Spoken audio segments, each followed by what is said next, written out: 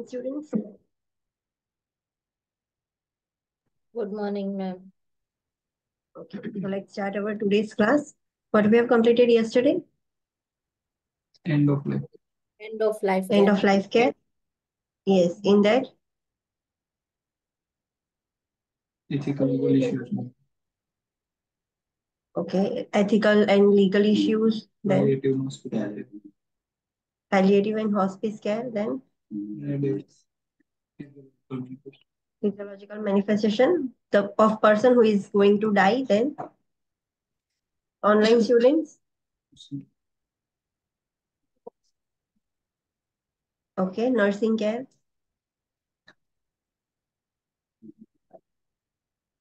Okay, let's do a quick revision.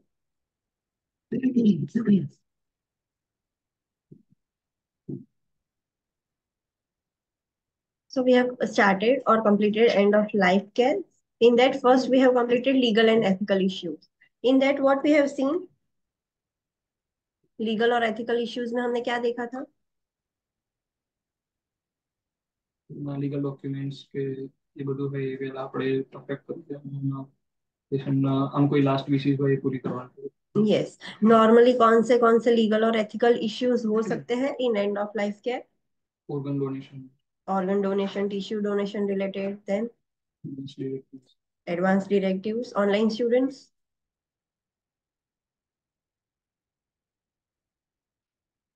Online students. કોઈ Am I audible? Treatment hold કરવી હોય કે પછી Yes, withholding or withdrawing any Okay. treatment. Then કાર્ડિયોપલ્મોનરી resuscitation. CPR, DNR in short, कि उनको ऐसा चाहिए कि they don't want cardiopulmonary resuscitation in end of life care.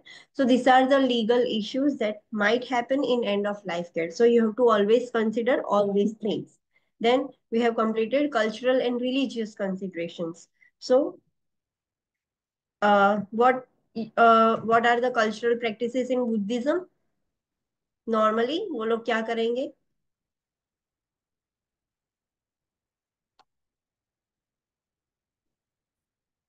They might withdraw the treatment. उनको ऐसा लगेगा कि लास्ट स्टेज में हमें कोई ट्रीटमेंट नहीं चाहिए, जो भी है जैसा है जाने दो. But for this decision you have to consult client and their family members. Next क्या ध्यान रखोगे और किसके बारे में कंसल्ट करोगे क्लाइंट और उसके फैमिली मेंबर्स को?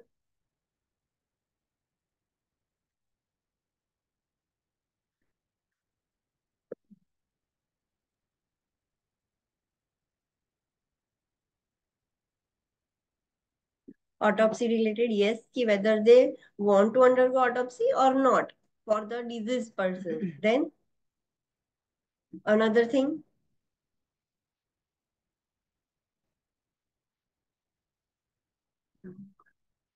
it is in front of you, you can speak by saying this.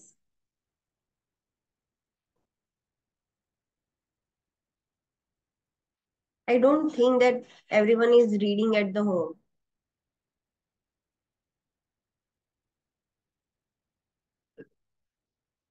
You have to speak.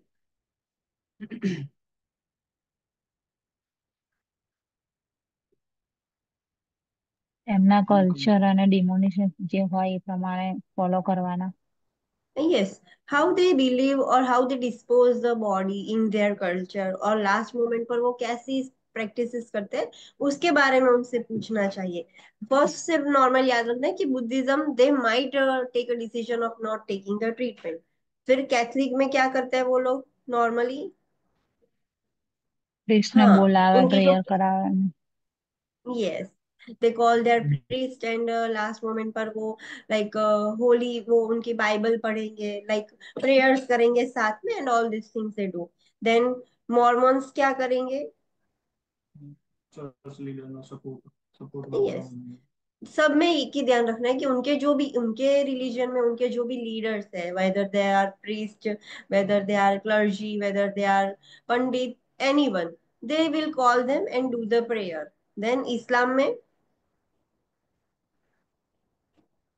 में भी same, they read will call કુરાન. देयर, हाँ, उनमें भी like they will call there, जो भी उनका प्रिस्ट है, जो भी उनका वॉलंटियर, उनको बुलाएंगे, इमाम पढ़ेंगे, कुरान पढ़ेंगे। बट एक चीज वो ज्यादा ध्यान रखते हैं, क्या करेंगे वो, जो पेशेंट की डेथ होने वाली है या डेथ हो गई है उसके साथ, एनो दे फेस वांट देम, मक्का नहीं साइड रख। हाँ, दे वो उन जो पर्सन है जिसकी डेथ हो गई है या डेथ होने वाली है, उसका फेस मक्के की डायरेक्शन में रखते हैं। उनमें वो बहुत प्रैक्टिस कॉमन है। सो अगर यूएस में है, सो मक्का और मदीना जो उनमें बोलते हैं, उसकी डायरेक्शन वेस्ट टू साउथ में होगी। So this point is different. Then what about Jehovah's Witness? Blood transfusion refuse कर सकते। कुछ भी कॉन्सिक्वेंसेस हो गया, आपने एक्सप्लेन भी किया कि अगर आप नहीं लोगे तो यू माइट गेट डाई, फिर भी वो लोग रिफ्यूज कर सकते हैं। एंड सेम उसमें भी उनके भी कांग्रेचुरल सपोर्ट, मतलब कोई लीडर आएगा और सपोर्ट देगा, वो सब में सेम होगा। बट जो अलग है वो आपको याद रखना है। जुडाइज्म में क्या होगा? पर्सन है ना, एकला डाय ना। यस, और उनमें जो लीडर होते हैं उनको बोलते हैं रेबाइस। सो रेबाइस को बुलाएंगे और वो क्या करेंगे, अगर वो मेंटली हेल्दी है patient, while the person is going to die, और वो मेंटली स्टेबल है, तब वो उससे क्या करवाते हैं उनके कल्चर में?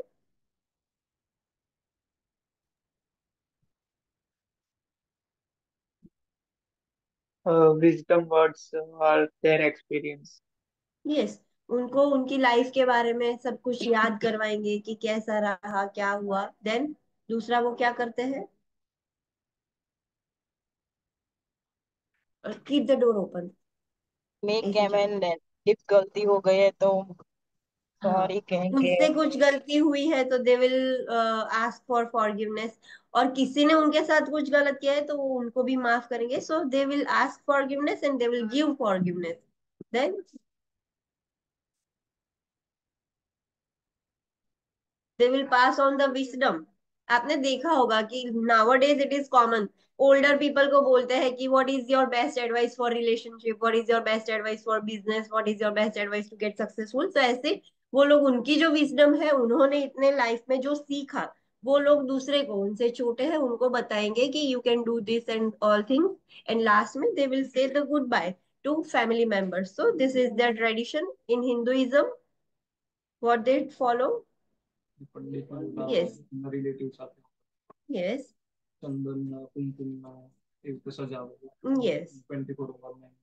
Cremation, they do the cremation. Hinduism में भी same, they will call their leader, that is called as pandit, उनको बुलाएंगे, they will do the prayer. They want their at least one family member to be present with the dying patient. Then after the patient dies, sandalwood paste they apply on the forehead, kumkum they apply, then religious thread they will apply on the wrist, and they do the cremation within 24 hours, 24 hours के अंदर अंदर तो वो cremation follow कर ही लेते हैं। Then what about Protestants?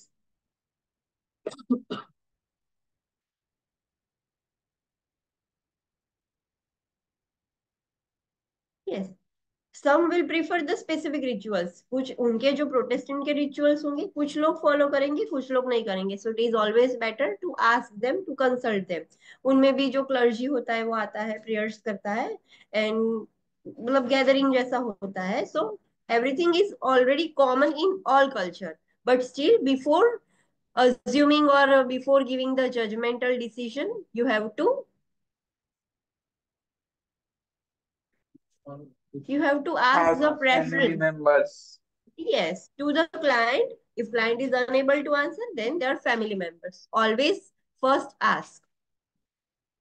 Then we have seen palliative and hospice care. What is palliative care? Patient में कोई डिसीज हो, कोई लाइफ टाइम डिसीज, कोई तो एना तो ना થાય તો એનો કેર કરવાનો। Yes. कुछ ऐसा डिजीज है जो क्योर नहीं होने वाला है, तो अभी बताए कि ये पेशेंट को ये डिजीज क्योर नहीं होने वाला है, and that time the treatment जो हम देते हैं that is palliative care. It is not like कि हम ओल्डर पीपल को ही पैलिएटिव केयर देते हैं। It can be given in any as, किसी भी पर्सन को कभी भी, कुछ भी कंडीशन या प्रोग्नोसिस पर डिपेंड करता है। लाइक क्रोनिक कंडीशन और पुअर प्रोग्नोसिस होगा तो उसको पैलिएटिव केयर की रिक्वायरमेंट होगी। और नॉर्मली पैलिएटिव केयर में हम क्या करते हैं, पेशेंट को बने उतना कंफर्टेबल रखना है, पेन नहीं होना चाहिए पेशेंट को। So we keep in mind all this things. Then हमने नियर डेथ अगर हो, कोई पर्सन डाई होने वाला है, डाइंग फेज में है, सो कैसे आपको पता चलेगा कि पर्सन की डेथ नजदीक है? कैसे पता चलेगा? सो फर्स्ट तो धीरे धीरे मेटाबॉलिज्म रिड्यूस होना स्टार्ट हो जाएगा, धीरे धीरे बॉडी का फंक्शन कम होना हो स्टार्ट होगा और एट द एंड फंक्शन बंद हो जाएगा। फिर सेंसरी सिस्टम में क्या चेंजेस होंगे? Hearing loss. Hearing loss happens in the last. Hearing loss, hearing sense जो है वो सबसे लास्ट में जाता है, उससे पहले विजन ब्लर हो जाएगा, then sense of taste decrease and smell sense. कम, हाँ कम हो जाएगा। पेन और टच परसेप्शन मतलब टेक्टाइल सेंसेशन कम हो जाएगा, एंड ब्लिंकिंग रिफ्लेक्स भी चला जाएगा, एंड लास्ट में हियरिंग जाएगा। देन रेस्पिरेशन में क्या चेंजेस होंगे? Rapid or slow respiration. Irregular breathing. Irregular और शैलो तो होंगे, but it could be rapid और स्लो, उसमें से कुछ भी हो सकता है। And another thing that is most common, Death the rattle. Sound, the sound is called as Death death rattle sound. Yes, wet sounding, noisy sound. खराटे कोई लेता है तो कैसे साउंड आता है, सिमिलर टू दैट वैसे साउंड आएंगे। और दूसरा क्या देखने को मिलेगा, कैसा रेस्पिरेशन होगा, पैटर्न क्या होगी रेस्पिरेशन की? Chinese stop.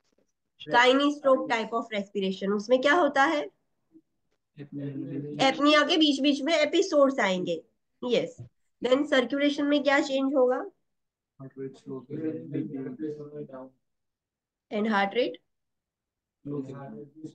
Yes, the person will experience bradycardia and hypotension gradually, then skin cool, clammy, pale, malted, cyanos, skin धीरे धीरे ऐसी हो जाएगी। और जब भी डेथ बहुत नजदीक हो जाएगी तो पर्सन की स्किन कैसी हो जाएगी? Wax like skin. Wax like, एकदम शाइनी स्किन हो जाएगी उसकी। Then urinary output. Decrease pressure. Yes, urinary output decrease हो जाएगा, so they might experience incontinence. And what about GI, gastrointestinal?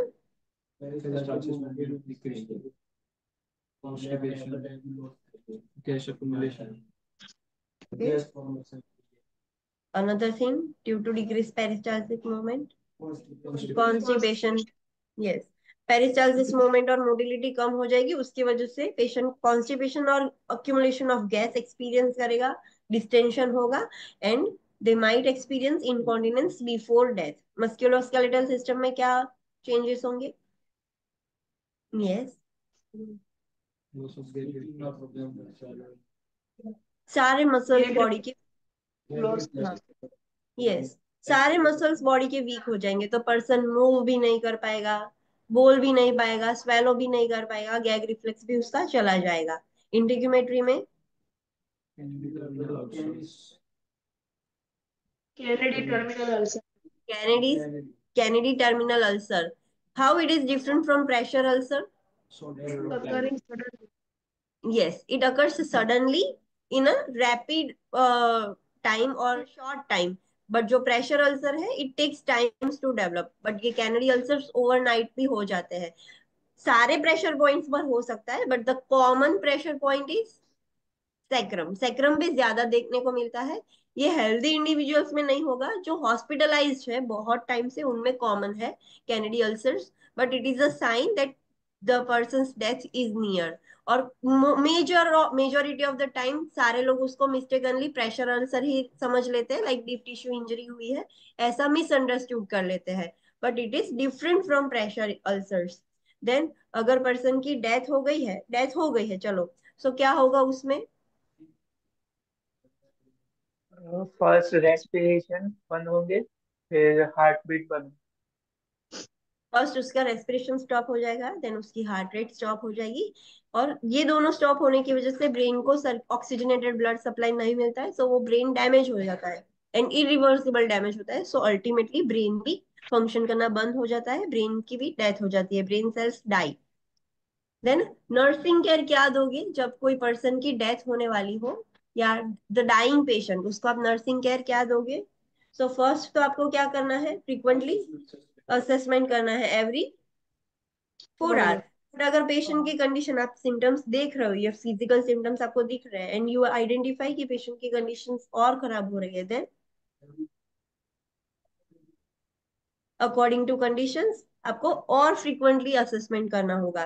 Physical care आपने देखा था, पेन रिलेटेड क्या करोगे अगर पेशेंट को पेन हो रहा है तो? Pen medication. पेन मेडिकेशन पर अभी आधे घंटे पहले आपने पेन मेडिसिन दी हो तो भी देने हैं। फिर भी आपको देंगे। बट पेशेंट ऐसा बोले कि पेशेंट के कल्चर में pain medicine is not accepted, then you नहीं कैन दी। नॉट। हाँ, so first ask whether their culture is accepting the pain medicine. If yes, then you can give pain medicine. No matter कि आपने आधे घंटे पहले दी थी, घंटे पहले, it doesn't matter. Then डिज्निया हो रहा हो पेशेंट को तो oxygen provide, suction airway suction okay, medication.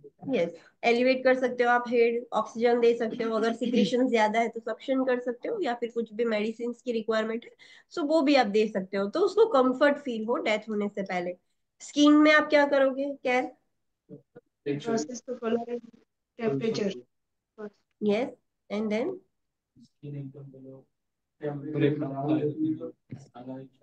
so you are assessing the color and temperature, and the common thing that happens in skin is Kennedy's ulcer.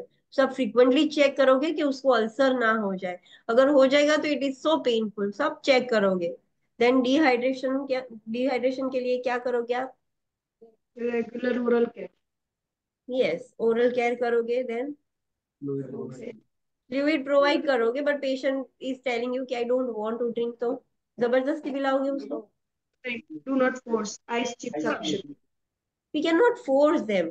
We can offer them कि yes you can take sip of water, fluid, जो भी आपको चाहिए, but we cannot force them to eat or drink because the person is dying. तो उसको अभी इच्छा नहीं होगी, उसकी एपेटाइट लॉस हो गई है, swallowing difficulty है, so we cannot force them, but we can provide them or offer them.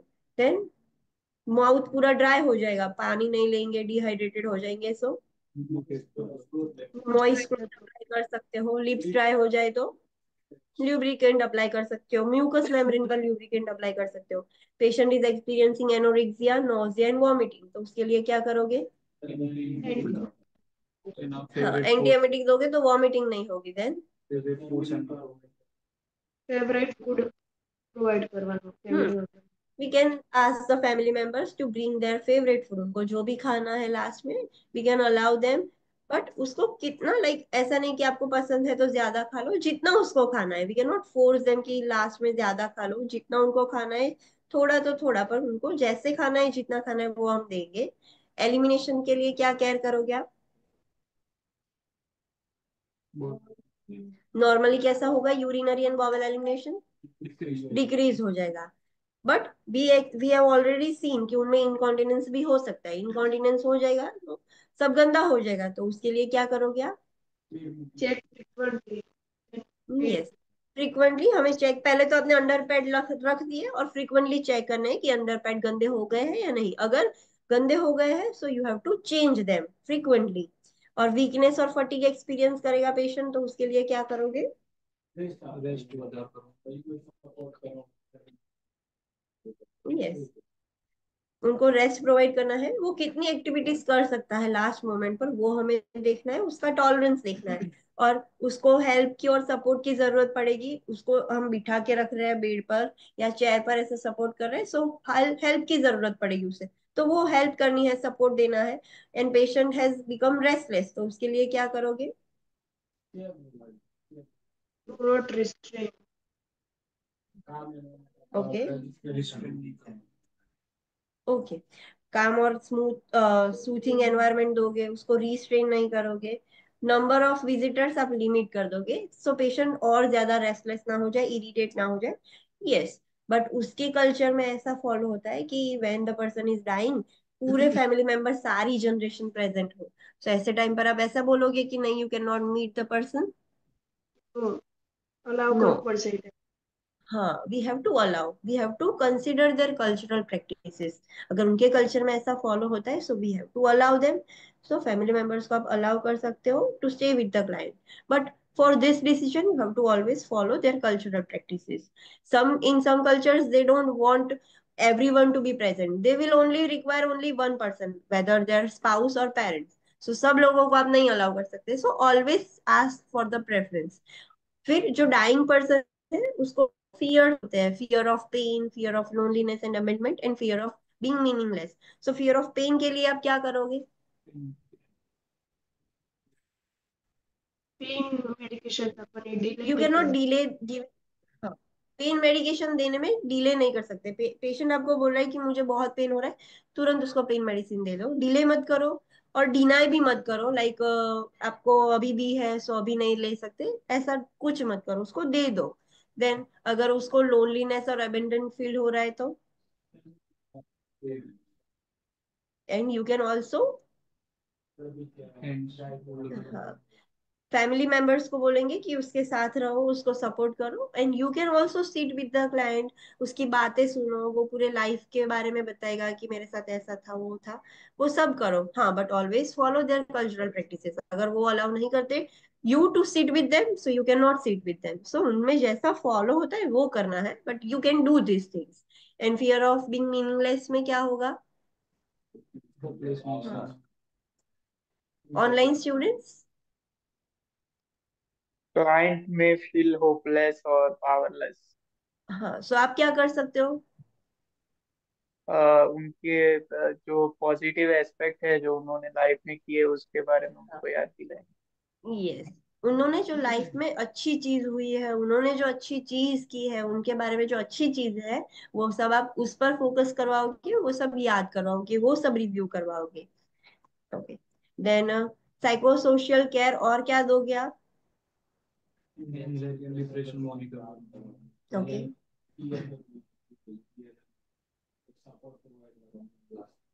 To client and family members also, online students ABC point हो गए। Then monitor provide support and advocacy for the client and family. Yes. Then then provide privacy, provide private room to client.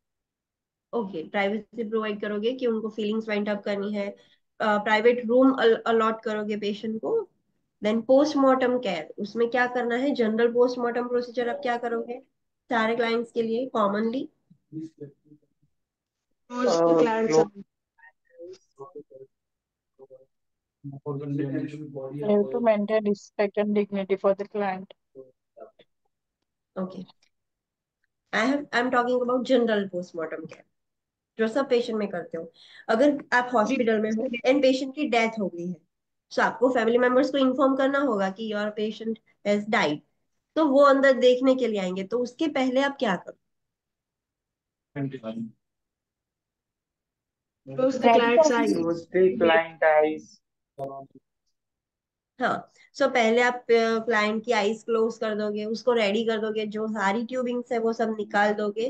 Patient को अगर sponge bath देना है, जो भी clean करना है वो आप क्लीन कर दोगे, एंड कम्प्लीटली उसको रेडी करके बेड पर पिलो डालकर आप रेडी कर दोगे कि फैमिली मेंबर्स आके देखे। ये सारे में होता है, बट ऑलवेज उनको पहले पूछना है। लाइक हमने देखा था कि अगर मुस्लिम इस्लाम पेशेंट है तो उसको मक्का की साइड फेस करना होगा, तो ये पहले से आपने पूछ के रखा था। देन नॉर्मल अनदर थिंग आप क्या करोगे कि पोस्ट उस पेशेंट की रिस्पेक्ट और डिग्निटी मेंटेन करनी है। फिर लाइक अगर ऑर्गन डोनेशन के लिए करना डिसाइडेड था, क्लाइंट ने पहले बोला था कि I want to go for the organ donation और tissue donation, so you have to prepare the client for the procedure और सर्जरी। देन जो भी उसकी प्रैक्टिस उसके कल्चर में फॉलो होती है, you have to consider all this things. आपको स्टेट के लॉज रिलेटेड टू डेथ वो भी फॉलो करने होंगे, एजेंसीज के जो प्रोटोकॉल्स है, हॉस्पिटल के जो रूल्स है रिलेटेड टू डेथ वो भी आपको फॉलो करने होंगे। देन आपको बॉडी प्रिपेयर करनी होगी कि फैमिली मेंबर्स आके देख सके।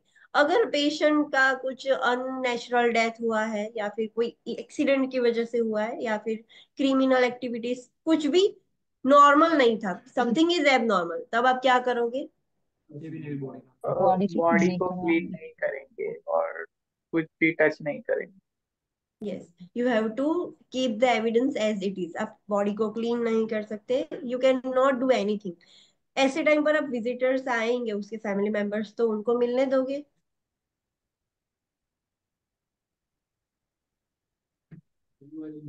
देशों पण दूर लागतो ते कोई एविडेन्स मिस ना हाँ अलाउ કરી શકાય, but એને ક્યારે કે કોઈ टच वच नहीं करो। Supervision, yes, we can allow them but we have to do the close supervision. उनको आप प्राइवेसी नहीं दे सकते ऐसे टाइम पर। You have to be with them, you have to see कि वो कोई एविडेंस से छेड़छाड़ ना करे। तो ऐसे टाइम पर आपको फैमिली मेंबर्स को प्राइवेसी नहीं देनी है। You have to be with them, you have to supervise कि वो एविडेंस के साथ छेड़छाड़ ना करे। एंड लास्ट मिनट, वो लास्ट मोमेंट आप देख लेते हैं, देन वो सारे फॉरेंसिक्स टीम आ जाएंगी और उनको भी जो भी एविडेंस लगता है कि ये सारे एविडेंस नेसेसरी है, वो लोग अपने आप से करेंगे। But you can not touch और डू एनीथिंग, और फैमिली मेंबर्स को भी आप अलाउ नहीं कर सकते। So you have to supervise them. In these cases, you cannot provide privacy. Any doubt in this?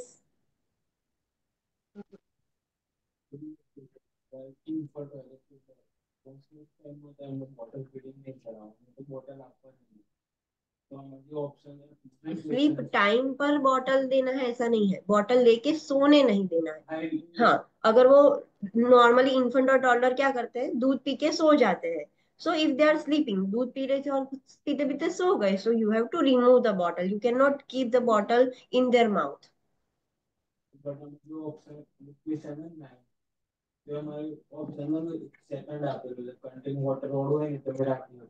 Water is fine, you cannot keep sugary liquids.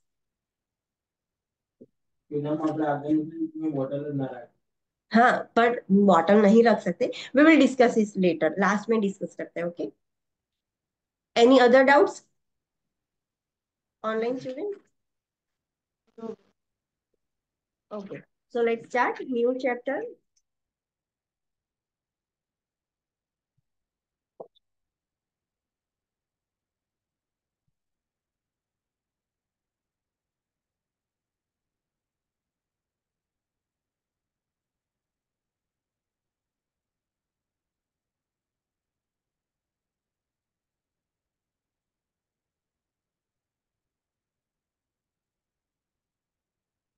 Okay. So the next chapter of growth and development is care of older client. हमने already आगे देखा था कि letter adulthood में क्या करना है क्या नहीं, so that will we will see in next chapter. So it is only about the older people. Older client की कैसे केयर करनी है, क्या करना है, उसके बारे में ही हम स्टडी करेंगे। So for this chapter the priority concepts are development and safety. Older client में क्या चेंजेस होता है, डेवलपमेंटल कैरेक्टरिस्टिक्स क्या होंगे वो, एंड उनकी सेफ्टी के बारे में हमें प्रायोरिटी ध्यान में रखनी है, प्रायोरिटाइज करना है ये। So first, ageing and gerontology. So what does this mean? So ageing is a biophysiological psychosocial process of change that occurs in person between birth to death। Birth से लेके डेथ तक जो बायो बायो साइकोसोशियल प्रोसेस होती है body में, जो changes होते हैं, उसको हम एजिंग बोलते हैं। बर्थ से लेके डेथ तक जो भी चेंजेस हुए उसके बॉडी में, हम उसको एजिंग बोलते हैं। And what is gerontology? So it is a study of the ageing process. Ageing जो प्रोसेस है उसकी स्टडी को क्या बोलते हैं? Gerontology. Understood what is ageing and what is gerontology? Yes, ma'am. Okay. Next, physiological changes and nursing consideration. Now we already know कि जब person old हो जाता है, older people, what is the age group? 65 plus. So 65, 65 और above. हाँ, 65 से लेके death तक का जो भी पीरियड है, they are called as geriatric patient और ओल्डर क्लाइंट्स और लेटर एडल्टहुड क्लाइंट्स। सो उनमें क्या फिजियोलॉजिकल चेंजेस आएंगे, बीइंग अ नर्स हमें क्या चीजें ध्यान में रखनी है, क्या कंसिडरेशंस हमें ध्यान में रखनी है। So we will study all this things. So first is integumentary. Integumentary system में क्या चेंजेस आएंगे आप बोलो, आपने देखे ही होंगे ओल्ड पीपल। Wrinkles થઈ જશે face પર. Okay, so common thing, wrinkles हो जाते हैं। स्किन इलास्टिसिटी कैसी हो जाएगी? Loss. लॉस्ट हो जाएगी। फिर सेंसेशन कैसे हो जाएंगे, that we will continue in neurological. But skin का जो सेंसेशन है, टच सेंसेशन, वो भी कम हो जाता है। हेयर लॉस होना स्टार्ट हो जाता है। So this are the changes. So first is loss of pigments in hair and skin. Hair के भी पिगमेंट्स में लॉस हो जाता है, स्किन के भी पिगमेंट में। What is that? हेयर के पिगमेंट में लॉस हो जाएगा तो हेयर का कलर क्या हो जाएगा? ग्रे हो जाएंगे। यस, जो सो स्किन के भी पिगमेंट्स धीरे धीरे कम होना स्टार्ट हो जाते जाते हैं और हेयर के भी पिगमेंट्स कम होना स्टार्ट हो जाएंगे. Wrinkling of the skin, thinning of the epidermis and easy bruising and tearing of skin. उनकी स्किन कैसी हो जाती है, अभी पतली हो जाती है. उनका जो एपिडर्मिस लेयर है compare to adults, it will become thin. So easily bruising हो सकता है, इजीली उनकी स्किन निकल सकती है. They are more prone for skin injuries. Decrease skin turgor, decrease skin elasticity, decrease subcutaneous fat, which may result in lower tolerance to thermal extremes. Yes. Cold temperature में protection के लिए subcutaneous जो fat है वो ज्यादा होना चाहिए, तभी वो पर्सन को वार्म मिलेगी. बट जो ओल्डर पीपल है उनकी स्किन इलास्टिसिटी लॉस हो गई है, सबक्यूटेनियस फैट भी कम हो गया है. सो उसकी वजह से जो कोल्ड वेदर है, एक्सट्रीम थर्मल्स है, वो उसको टॉलरेट नहीं कर पाते, उनको ठंड बहुत ज्यादा लगती है. Increase nail thickness and decrease nail growth.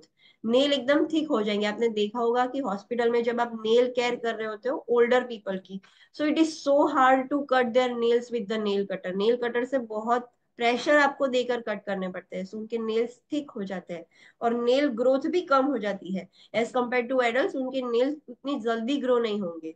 Decrease perspiration, sweating भी नहीं होता उनको. उनकी स्किन एकदम ड्राई, इची, स्केली स्किन हो जाएगी.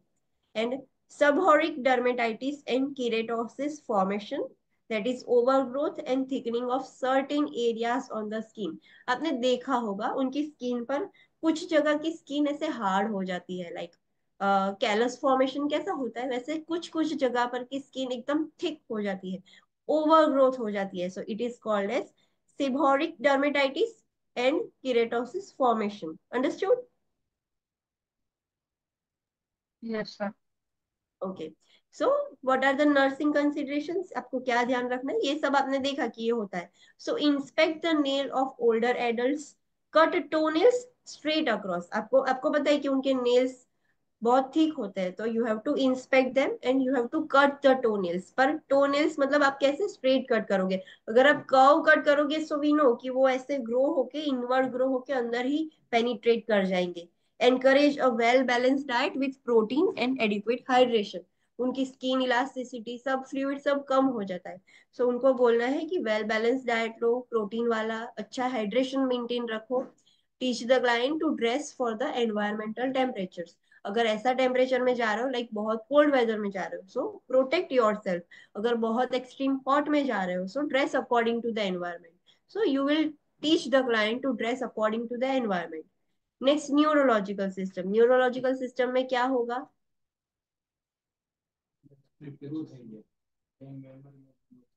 बैलेंस. ऑनलाइन स्टूडेंट्स, न्यूरोलॉजिकल में क्या चेंजेस होंगे ओल्डर पीपल में. Muscle tone memory decrease. भूली जाए, बातों भूली जाए, ये वस्तु हाँ, क्या मतलब है तो भूली.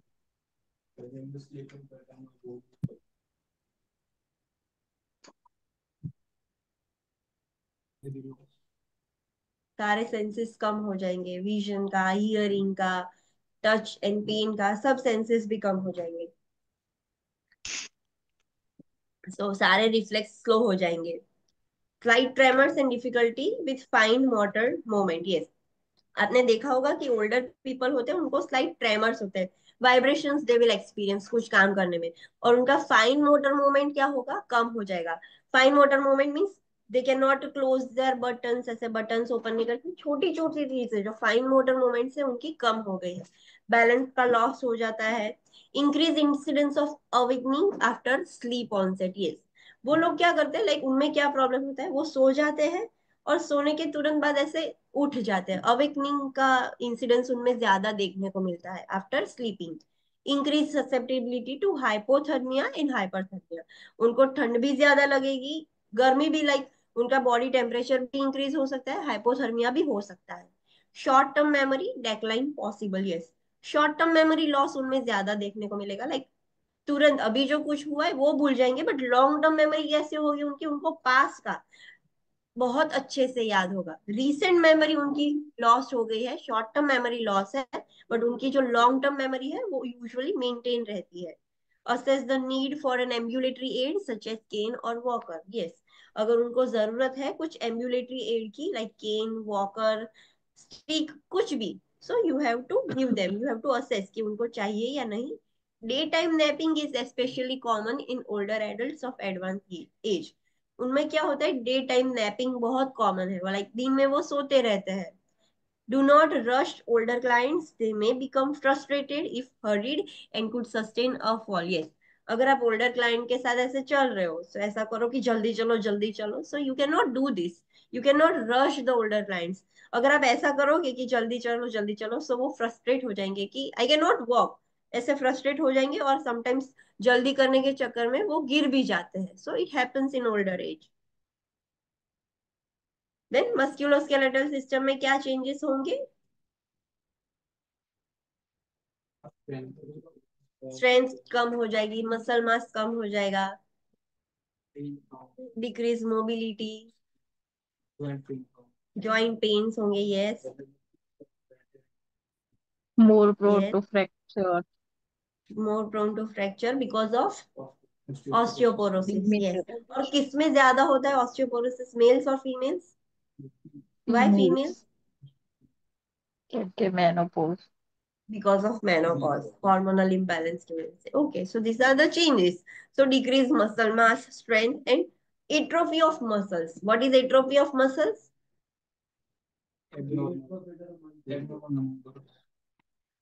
What is atrophy?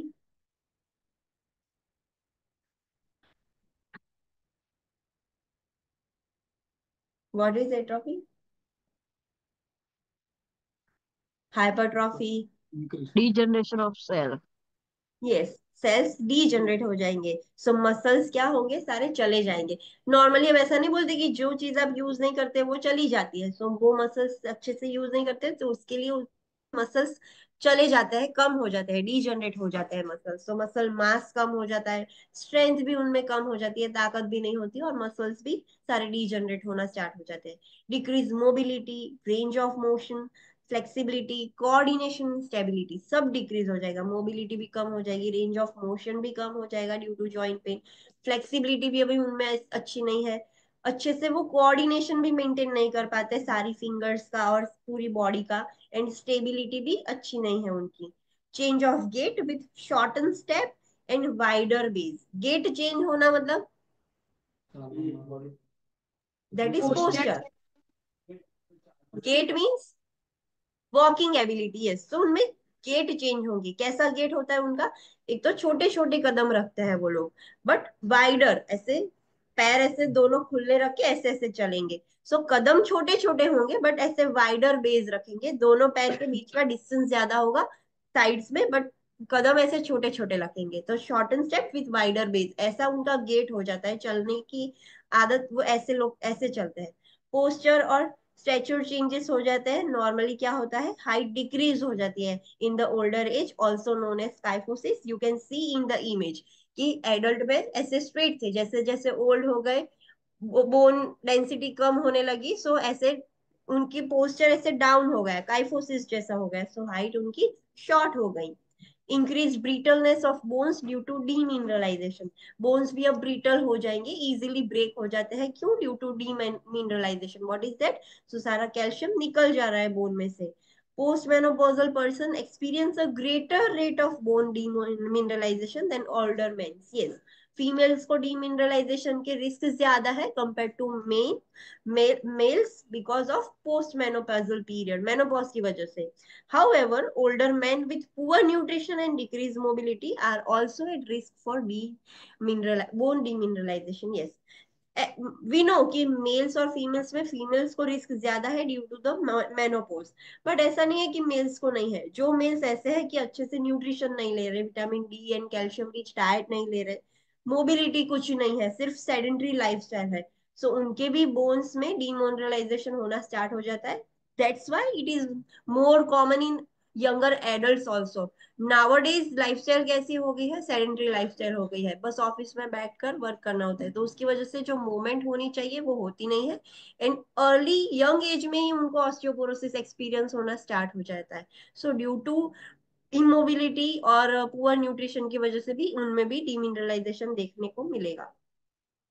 Deterioration of joint capsule components. जो जॉइंट की कैप्सूल्स होती है, और वो कैप्सूल्स क्या बोलेंगे हम?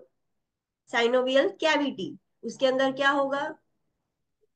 Synovial Synovial fluid. Synovial fluid, जो फ्रिक्शन प्रिवेंट करेगा और इजी मोबिलिटी होने देगा जॉइंट्स की। तो सारी जॉइंट कैप्सूल भी डिटेरियोरेट होना स्टार्ट हो जाती है, तो उसकी वजह से उनके जॉइंट्स में से फ्रिक्शन होगा और जॉइंट पेन होगा। Kyphosis in widen gait causes a shift in the centre of gravity. हमने देखा कि एक तो ऐसे काइफोसिस हो गया है, फिर ऐसे गेट भी उनका ऐसे अलग हो गया है, सो उसकी वजह से सेंटर ऑफ ग्रेविटी शिफ्ट हो जाएगी, आगे की तरफ चली जाएगी, which could lead to imbalance and falls. Teach proper body mechanics.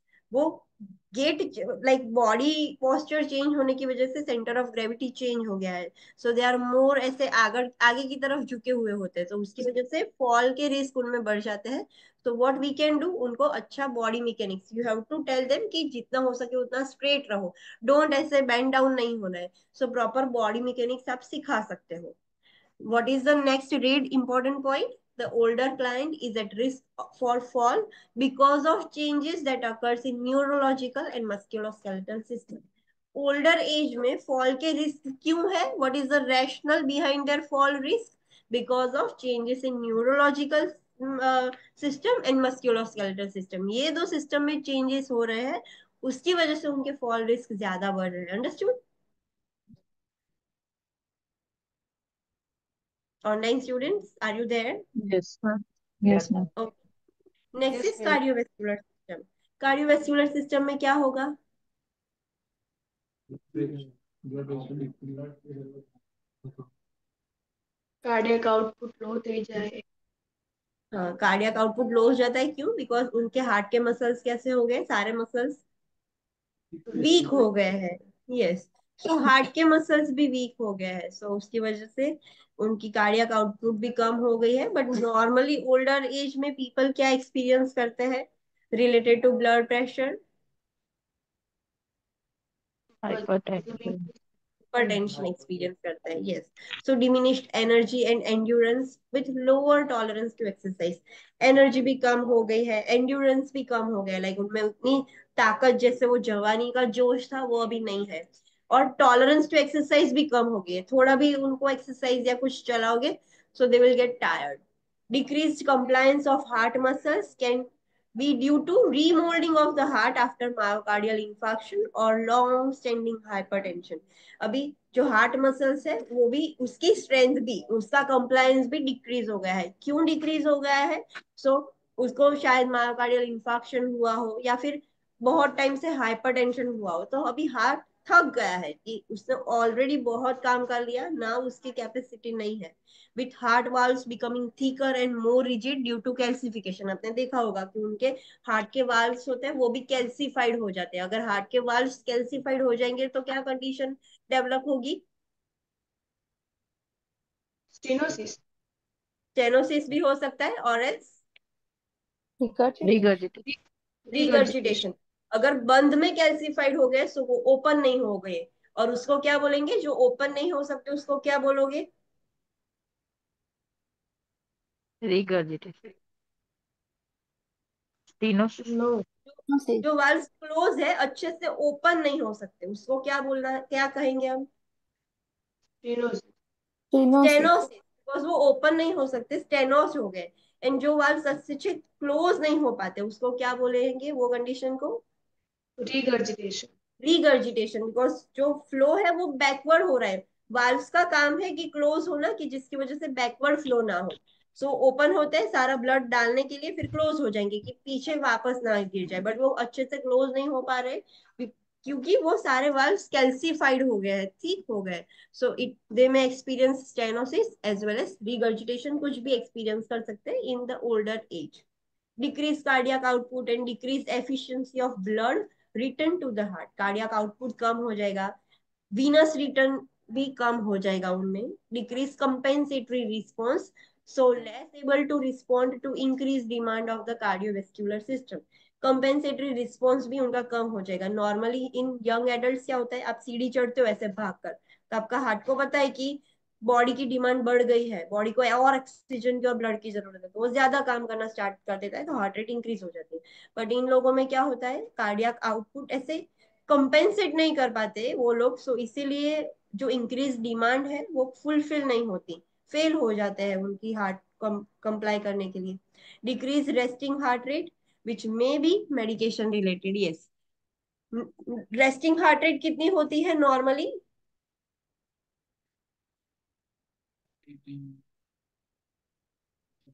60 to 100. 60 to 100 it is a normal, so resting heart rate भी वो ही बोलेंगे। इट इज नॉट लाइक कि वो कम हो जाएगी। So it the normal heart rate is the resting heart rate. So उनकी resting heart rate कम हो जाएगी। सो कम हो जाएगी मतलब नियर नॉर्मल टू 60, या फिर 60 से भी थोड़ी कम होगी, 50s में होगी। क्यों हुआ? ड्यू टू मेडिकेशंस, वो जो मेडिकेशंस ले रहे हैं सारी उसकी वजह से। Peripheral pulses can be weak due to lower cardiac output. आप पेरिफेरल पल्सेस ऐसे चेक करोगे, सो वो भी आपको वीक फील होगी, ऐसे बाउंडिंग फील नहीं होगी, अच्छे से आपको पाल्पेट नहीं होगी, वीक पाल्पेट होगी। क्यों? बिकॉज कार्डियक आउटपुट भी कम हो गया है। increase blood pressure but susceptible to postural hypertension, especially with a certain cardiac medication such as diuretics. Normally older adults में क्या होता है? Blood pressure increase होता है। Hypertension is most common in older adults, but still they are susceptible to postural hypertension. What is that? Postural hypertension means,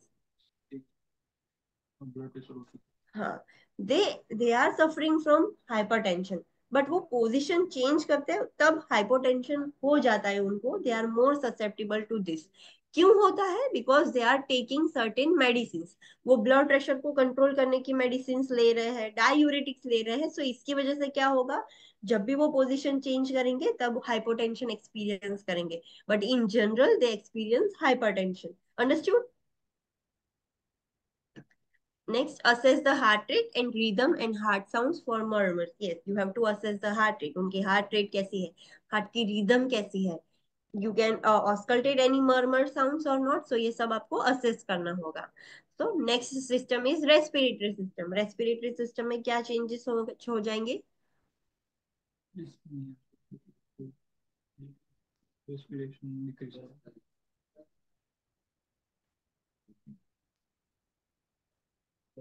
Respiration rate and rhythm decrease થઈ જાય. हाँ, decrease हो जाएगा। क्यों डिक्रीज हो जाता है? रेस्पिरेशन में कौन सा मसल मेन इंपॉर्टेंट है? Diaphragm muscle થોડું weak डायफ्राम। થાય ને. हाँ, सो मसल्स वीक हो जाते हैं ओल्डर एज में, सो डायफ्राम भी वीक हो जाएगा। सो उसकी वजह से रेस्पिरेशन ऑल्टर हो जाता है। So decrease stretch and compliance of chest wall. जो हम इनहेल करते हैं तो हमारी चेस्ट वॉल कैसे एक्सपांड होती है, स्ट्रेच होती है। सो उनमें मसल्स वीक हो गए हैं। सो जो चेस्ट वॉल का कंप्लायंस है, कैपेसिटी है स्ट्रेचिंग की, वो सब कम हो जाएगी। Decrease strength and functions of respiratory muscles, main that is diaphragm muscles and accessory muscles जो है इंटरकोस्टल मसल्स, वो सब वीक हो जाते हैं। तो उसकी स्ट्रेंथ, उसका फंक्शन भी कम हो जाएगा। Decrease size and number of alveoli. Yes, जो एल्वियोलाई है उसकी साइज भी कम हो जाएगी और एल्वियोलाई का नंबर भी कम हो जाएगा। हेल्दी एल्वियोलाइज अभी नहीं बचेगी। कुछ कुछ एल्वियोलाइज आर नॉट फंक्शनिंग, कुछ कुछ alveoli are functioning well. So number of alveoli will also decrease and size of alveoli will also decrease. Respiratory rate usually unchanged. Respiratory rate कैसा होगा? 12 to 20 है, वो तो 12 to 20 ही रहेगा। सिर्फ उसकी क्वालिटी चेंज होगी, रेट चेंज नहीं होगा। सो नॉर्मली वो अनचेंज रहता है। हाँ, अगर वो जो ओल्डर पीपल है, अगर वो किसी क्रोनिक कंडीशन से गुजर रहा है, सो उसमें चेंज देखने को मिलेगा। But normal healthy older adult है तो उसमें चेंज नहीं होता है normally. Decrease depth of respiration, rate same है, बट जो डेप्थ है, जैसे इनहेल करने की जो हमारी कैपेसिटी है, डेप्थ है, वो कम हो जाएगी। सो शैलो रेस्पिरेशन उनमें ज्यादा कॉमन है। Decrease ability to cough and expectorate sputum. हम नॉर्मली क्या कर सकते हैं कि कॉफिंग अच्छे से कर सकते हैं, या स्पूटम है सो अच्छे से उसको निकाल सकते हैं। बट उनके मसल्स वीक है, सो वो अच्छे से कॉफिंग नहीं कर सकते, जो स्पूटम है उसको बाहर नहीं निकाल सकते। Respiratory infection may be more severe and last longer. Yes, हमने देखा कि सारे मसल्स वीक हो गए, एल्वियोलाई, डायफ्राम, सब मसल्स वीक हो गए। सो उनको रेस्पिरेटरी इन्फेक्शन का रिस्क ज्यादा होगा, और अगर हो जाएगा तो बहुत लंबा चलेगा infection. It will last longer as compare to healthy adults. Understood? Yes. Next is hematological system. Hematological system means related to Blood. Blood, so उसमें क्या चेंजेस होंगे? So hemoglobin and hematocrit level average towards low end of normal. So hemoglobin और hematocrit के levels क्या होंगे? They are saying average towards low end of normal. What does this mean? કે ઓછું નહીં થાય, નોર્મલ જેટલું હોય એટલું જ, વધેલું નહીં હોય. Okay, what is the normal level of hemoglobin for male and female combined? 12 to 15. 12 to 16. 12 to 16, because females 12 to 14 and males 14 to 16, so ideally we can say 12 to 16. So इन लोगों में, ओल्डर पीपल में haemoglobin कितना होगा अभी, according to the first point कितना होगा? 12, 12, 13. Okay, someone are saying less than 12, you are saying 12, 13. 12 or 13, your answer? 11 to 15. Less than 12, okay, दो जन के less than 12 है, what is your answer? Okay, so the point is saying the hemoglobin and hematocrit levels average towards low end of normal. Low end of normal मतलब Normal 12 से कम नहीं होगा, near to 12 होगा, understood? 12 से कम हो जाएगा तो we will consider them anemic, but उनका hemoglobin and hematocrit level low होगा, but it would be near to the normal end. So near to the 12 होगा, लाइक 12.1 या फिर 11.9, बट 12 के आसपास रहेगा। 12 13 भी हो सकता है, so your answer is correct, understood? कम हो जाएगा बट नॉर्मल से कम नहीं, नॉर्मल के आसपास रहेगा, लो एंड ऑफ नॉर्मल में रहेगा, understood? Yes, sir. Yes. Prone to increase blood clotting, yes, उनमें ब्लड क्लॉटिंग ज्यादा होगा। ब्लड क्लॉटिंग ज्यादा होगा उसका मतलब, हाँ, नॉर्मली क्या होता है कि ब्लड क्लॉटिंग का जो टाइम होता है उतने पीरियड में वो क्लॉट होता है। अगर ब्लड क्लॉटिंग टाइम कम हो जाएगा, so they are more prone to Bleed. Bleeding. हाँ, ब्लीडिंग का रिस्क ज्यादा हो जाएगा, बट ब्लड क्लॉटिंग इंक्रीज हो गया उसका मतलब उनको लगेगी, सो ब्लीडिंग हो ही नहीं रहा है, तुरंत क्लॉट हो जा रहा है, because of high cholesterol levels and all this things. So उनमें ब्लड क्लॉटिंग इंक्रीज हो गया है, so they are more prone to increase blood clotting. Decrease protein available for protein bound medication, उनमें हमने देखा कि मसल मास कम है, बहुत सब कुछ कम है, सो प्रोटीन जो अवेलेबल है वो भी कम हो जाएगा। सो कुछ ऐसी मेडिसिन आप दोगे कि प्रोटीन बाउंड मेडिसिन है, प्रोटीन होना चाहिए वो मेडिसिन के लिए, सो वो भी कम हो जाएगी, अवेलेबल नहीं रहेगी, बिकॉज उनमें ऑलरेडी प्रोटीन कम हो गया है। Pigment loss, the next really important point is pigment loss and skin yellowing are common changes associated with aging. Yes, ageing में बहुत कॉमन चीज क्या है? सो पिगमेंट लॉस, हमने देखा है कि हेयर और स्किन का दोनों का पिगमेंट लॉस हो जाता है, एंड येलोइंग आपको दिखता है, बिकॉज वो क्लाइंट्स पेल दिखेंगे आपको, बिकॉज उनका hemoglobin and hematocrit are near normal, low level of normal में है, सो येलोइंग स्किन आपको थोड़ी थोड़ी दिखेगी, पेल दिखेगी। It is so common with the ageing. Ageing के अंदर जो ओल्डर पीपल है इसमें ये बहुत कॉमन है, ये आपको कॉमनली देखने को मिलेगा।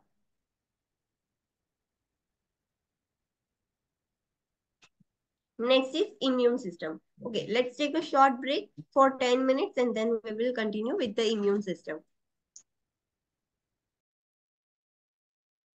Online students, please come back from break. Yes, ma'am. Yes, should we start now? Okay. So next is immune system. Normally immune system कैसे होगा जाएगी उनकी? वीक हो जाएगी, yes, they do not, they can not fight with infections, उनकी immunity कम हो जाएगी as they grow older. So tendency for lymphocyte counts to be low with altered immunoglobulin production. Lymphocytes means, so they are called as WBCs, yes. So WBC count भी कम होने की tendency, मतलब incidence ज्यादा है उनकी, और इम्यूनोग्लोबुलिन प्रोडक्शन भी alter हो जाएगा and usually it will become decrease. Immunoglobulin provides immunity, वो immunoglobulin एंटीजन एंटीबॉडी रिएक्शंस करके आपको बचाते हैं, सो वो भी कम हो जाएंगे। Decrease resistance to infection and disease, जैसे इम्यूनिटी कम हो जाएगी, सो इन्फेक्शन से रेजिस्टेंस भी कैसा हो जाएगा, कम हो जाएगा, डिजीज से बच नहीं पाएंगे, उनको ज्यादा जल्दी इन्फेक्शन और डिजीज होने लगेंगे। Older clients are less able to make new antigens, they need to receive flu shots, pneumococcal vaccination and shingles vaccination. Yes, उनकी एज हो गई है, सो अभी नए एंटीजन उसके अंदर बन नहीं सकते, सो दैट्स वाई उनको रेगुलरली ओल्डर एज में फ्लू शॉट्स मतलब कौन सी वैक्सीन, Influenza. कौन सी वैक्सीन, इन्फ्लुएंजा, यस। तो उनको इन्फ्लुएंजा की वैक्सीन रेगुलरली देनी पड़ेगी, न्यूमोकोकल वैक्सीनेशन बिकॉज न्यूमोनिया भी हो सकता है उनको, और शिंगल्स की वैक्सीनेशन भी उनको करना पड़ेगा। नेक्स्ट इज गैस्ट्रोइंटेस्टिनल सिस्टम, उसमें क्या होगा, नॉर्मली एपेटाइट भी कम हो जाएगी, मोटिलिटी और सब मसल वीकनेस की वजह से कम हो जाता है। So decrease caloric needs because of lower basal metabolic rate, metabolic rate कैसा हो जाएगा, ओल्डर एज में कम हो जाएगा। सो मेटाबॉलिक रेट ही कम हो जाएगा तो उनको नीड भी उनकी कम हो जाएगी, कैलोरी की नीड भी उतनी ज्यादा नहीं होगी। Decrease appetite, thirst and oral intake, appetite भी कम हो जाएगी, थर्स्ट भी, प्यास भी उनको कम लगेगी, ओरल इनटेक भी कम हो जाएगा। Decrease lean body weight, what is lean body weight, muscles होने, फैट और फ्लू। हाँ, फैट नहीं है, मसल का मास है, तो वो भी मसल मास भी कम हो जाता है उनमें। फैट तो ऑलरेडी लॉस हो जाएगा बट मसल मास भी कम हो जाता है। तो लीन बॉडी वेट जो होता है, कुछ लोग आपने देखा होगा कि like they are so thin but they have good body weight because of their muscles और बोन्स का भी मास होता है, सो लीन बॉडी वेट उनका कम हो जाएगा। स्लोअर गैस्ट्रिक मोटिलिटी भी स्लो हो जाएगी। increased tendency towards constipation due to poor oral intake and slowed motility, उनमें constipation ज्यादा होता है, क्यों? So there are two rationals behind constipation among older adults. First तो oral intake कम हो गया है, जितना पानी ज्यादा, फ्लूइड ज्यादा, उतना constipation के रिस्क कम, so already उनका oral intake कम हो गया है and motility भी कम हो गया, so that's why they experience more constipation. Increased susceptibility for dehydration as they are not consuming enough fluid और oral intake कम है, so dehydration के भी उनको रिस्क ज्यादा है। टूथ लॉस हो जाएंगे इन the older as. Poor fitting dentures, yes, tooth तो लॉस हो जाएंगे बट उनके जो गम्स है वो भी लाइक उनमें भी मसल चेंजेस होना स्टार्ट हो जाएंगे। सो जो डेंचर्स वो लोग पहनते हैं तो आपने देखा होगा कि समटाइम्स बोलते बोलते वो डेंचर्स निकल जाते हैं, हिल जाते हैं, सो पुअर फिटिंग डेंचर्स उनको फेस करना पड़ता है। Difficulty in chewing and swallowing food, like tooth नहीं है सो च्यूइंग में डिफिकल्टी होगी, स्वेलोइंग में डिफिकल्टी होगी। Decrease test buds, decrease sense of smell, decrease volume of saliva, जो टेस्ट बर्ड्स है वो भी डिक्रीज हो जाएंगे, सो उनको टेस्ट भी अच्छे से पता नहीं चलेगा कि इसका क्या है, एक्यूरेट टेस्ट उनको पता नहीं चलेगा। आप शायद ऐसे उनको पूछो कि इसमें क्या कम है, so they can not identify. So taste buds decrease हो जाएंगे, सेंस ऑफ स्मेल कम हो जाएगी, सलाइवरी प्रोडक्शन भी कम हो जाएगा, so decrease volume of saliva.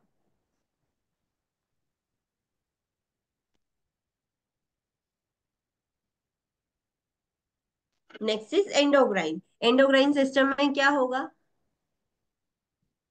Hormone सारे कैसे हो जाएंगे, इंक्रीज, डिक्रीज हो Decrease. जाएंगे वो। हाँ, so decrease secretion of hormones with specific changes related to each hormones function. Normally hormones का सिक्रीशन कम हो जाता है, सो चेंजेस कैसे होंगे, सो जो हार्मोन डिक्रीज हुआ है, ये हार्मोन का फंक्शन ये था, सो ये हार्मोन डिक्रीज हो गया तो वो फंक्शन ऑल्टर होगा, सो इट डिपेंड्स कि कौन सा हार्मोन डिक्रीज हुआ है और उसका फंक्शन भी चेंज हो जाएगा। encourage the use of skin moisturizers, yes, उनमें स्किन ड्राइनेस और वो सब होता है, so we have to encourage them कि स्किन मॉइस्चराइजर यूज करो। Decrease metabolic rate because hormone सारे कम हो गए, सो मेटाबॉलिक रेट भी कम हो गया है। Decrease glucose tolerance with resistance to insulin in peripheral tissues. What do we mean by decrease glucose tolerance, उसका मतलब क्या, इंसुलिन, इंसुलिन सिक्रीशन हो चुकी है, ग्लूकोज टॉलरेंस। ग्लूकोज टॉलरेंस कम हो जाना उसका मतलब क्या,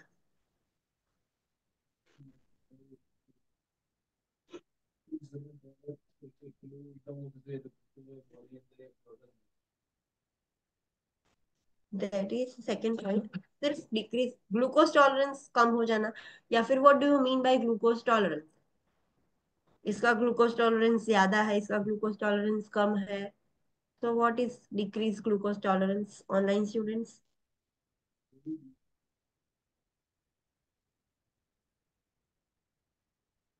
हमने देखा एक्टिविटी टॉलरेंस, सो उसका मतलब क्या था? डिक्रीज एक्टिविटी टॉलरेंस, पर एक्टिविटी टॉलरेंस का मतलब क्या? उनकी एक्टिविटी टॉलरेंस कम हो जाती है, सो उसका मतलब क्या था? एक्टिविटी ओછી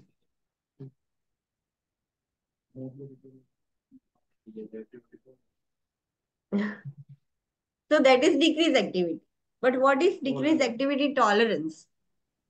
થોડીક એક્ટિવિટી કરો તો પણ વધારે वो एक्टिविटी करने में उनको डिफिकल्टी होगी, तो वो नॉर्मली कर सकते थे। अब उनको हाँ, पेन so और वो that is different. Yes, so that is decrease activity tolerance. So glucose tolerance कम हो जाना मतलब, વધારે हाँ, so that is the thing, glucose tolerance कम हो गया, मतलब उसका कितनी टॉलरेंस कैपेसिटी है। सो थोड़ा भी ग्लूकोज इनटेक करेंगे सो ग्लूकोज स्पाइक हो जाएगा, टॉलरेंस कम हो गया है। नॉर्मली हम जो ऐसा बोलते हैं ना कि कुछ लोग ऐसा है कि इतनी लाइक इतना अल्कोहल लेंगे सो असर नहीं करेगा, और कुछ लोग इतना लेंगे but they will at the peak. क्यों? बिकॉज उनकी टॉलरेंस कम थी। सो ओल्डर एज में ग्लूकोज टॉलरेंस कम हो जाता है, सो वो थोड़ा भी स्वीट फूड खाएंगे सो ग्लूकोज तुरंत स्पाइक कर जाएगा। क्यों? ग्लूकोज टॉलरेंस कम हो गया because with the resistance to insulin in peripheral tissue. Now इसका मतलब क्या? What do mean by resistance to insulin in peripheral tissue? Insulin થાય છે ખરું मतलब कि इंसुलिन હોય કે ના હોય, કોઈ असर ना થાય એમ। नॉर्मली इंसुलिन का फंक्शन क्या होता है? वो क्या करता है इंसुलिन? ग्लूकोज નું બેલેન્સ રાખે। What is the pathophysiology? Insulin कैसे ग्लूकोज को कम करेगा? ओके, ओके, सेल्स को वर्क करने के लिए एनर्जी कहाँ से मिलेगी? दिस आर द सेल्स, उसको काम करना है तो एनर्जी कहाँ से मिलेगी? ફૂડ में फूड, और दैट इज ग्लूकोज। ग्लूकोज में से उसको वर्क करने के लिए एनर्जी मिलती है, बट सेल के अंदर ग्लूकोज नहीं है। ग्लूकोज कहाँ है? In the blood. खाना खाया, सब ग्लूकोज इंटेस्टाइन में से एब्जॉर्ब होके ब्लड में सर्कुलेट कर रहा है। ब्लड में बहुत सारा ग्लूकोज है, बट सेल के पास तो नहीं है, सो वो सेल को ब्लड में से लेना पड़ेगा। सो वो कौन करेगा? Insulin bind with the glucose and shift the glucose into the cell. So cell के अंदर उसको शिफ्ट करेगा तो सेल को भी एनर्जी मिल जाएगी।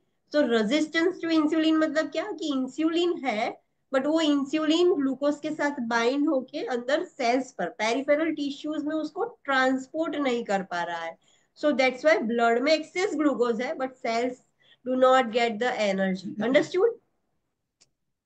What is resistance to insulin? Insulin है बट वो रेजिस्ट हो गया है, वो ग्लूकोज के साथ बाइंड होके अंदर पहुंचा नहीं पा रहा है। सो उसकी वजह से ग्लूकोज टॉलरेंस उनमें कम हो जाता है, बिकॉज वो थोड़ा भी ग्लूकोज खाएंगे स्पाइक हो जाएगा। नॉर्मल हेल्दी इंडिविजुअल है, फॉर एग्जाम्पल मैं 2 लड्डू खाऊंगी तो मेरे अंदर इंसुलिन है, इंसुलिन मुझे रेजिस्टेंस भी नहीं है, तो जितना मैं खाऊंगी सारा इंसुलिन क्या करेगा? उतना ग्लूकोज मेरे सेल को दे देगा। बट जो ओल्डर पीपल है उसके ऑलरेडी इंसुलिन रेजिस्टेंस हो जाएगी, वो आधा लड्डू भी खाएंगे सो वो ग्लूकोज है वो शिफ्ट नहीं हो पाएगा, वो ब्लड में ही रहेगा, सो ग्लूकोज तुरंत स्पाइक हो जाएगा। सो ग्लूकोज टॉलरेंस क्यों डिक्रीज हो गया? Because with the resistance to the insulin. Understood the pathophysiology? Yes. Okay.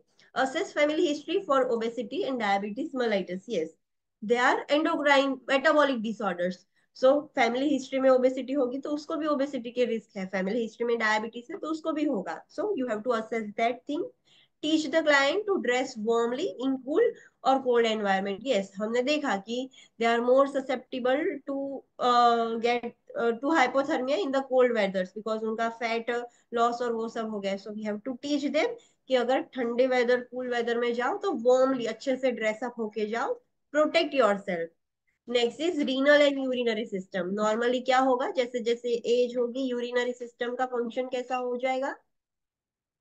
Decrease हो जाएगा। Yes, so decrease kidney size, kidney की साइज में भी एट्रोफी देखने को मिलती है, so atrophy in the kidney, उसके फंक्शन में भी डिक्रीज हो जाएगा, and ability to concentrate the urine, urine कैसा होगा, डाइल्यूटेड बनेगा, बिकॉज जो फिल्ट्रेशन का काम था, कॉन्सेंट्रेटेड यूरिन बनाने का काम था किडनी का, वो सब कम हो गया है, सो कॉन्सेंट्रेट नहीं कर पाएगी किडनीज यूरिन, वो डाइल्यूटेड ही सिक्रीट कर देगी। Decrease glomerular filtration rate, GFR भी कैसा हो जाएगा, डिक्रीज। हमने ऑलरेडी एमएसएन में पढ़ा था कि जैसे जैसे एज होती है वैसे वैसे कितना ग्लोमेरुलर जीएफआर कम हो जाएगा, 10%. 10% विथ एवरी ईयर 10% कम होगा, No, no, every 10 years. Every 10 year 10% कम होता जाएगा। सो जब पेशेंट 65 ईयर्स का होगा तब उसका जीएफआर कितना हो जाएगा, तब 65 होगा। 65% हो जाएगा। सो वो ओल्ड हो गया है, सो उसका जीएफआर भी कम हो गया है। Decrease capacity of bladder, bladder की जो यूरिन होल्ड करने की कैपेसिटी थी वो भी कम हो गई है। Increase residual urine and increase incidence of infection and possibly incontinence. Yes, अभी जो ब्लैडर है उसके मसल्स भी वीक हो गए हैं, सो अच्छे से ब्लैडर ऐसे कॉन्ट्रैक्ट नहीं हो पा रहा है कि सारा यूरिन निकल जाए, सो रेसिडुअल यूरिन भी बढ़ेगा, उनमें इंक्रीज हो जाएगा, बढ़ना स्टार्ट हो जाएगा। अगर यूरिन अंदर पड़ा रहेगा तो उससे क्या होगा, इन्फेक्शन होगा ब्लैडर का, bladder infection is called as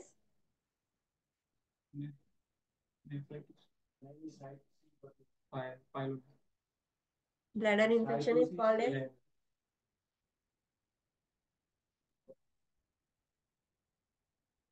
bladder में इन्फेक्शन हो जाएगा तो क्या बोलोगे आप, दिस इज नॉट फेयर। जैसे जैसे हम आगे जा रहे हैं आप पीछे का भूलते जा रहे हो। Cystitis. Cystitis. सिस्टाइटिस, यस, और pyelonephritis is the infection of Kidney. kidneys, Kidney. nephrons or pelvis, that is kidney. So remember all these things. So bladder में infection हो जाएगा, और अगर मसल्स वीक हो गए हैं सो इनकॉन्टिनेंस भी वो एक्सपीरियंस करेंगे, बिकॉज पिंचर कभी भी खुल जाएंगे, सो कभी भी they will wet their clothes. So this happens in older people.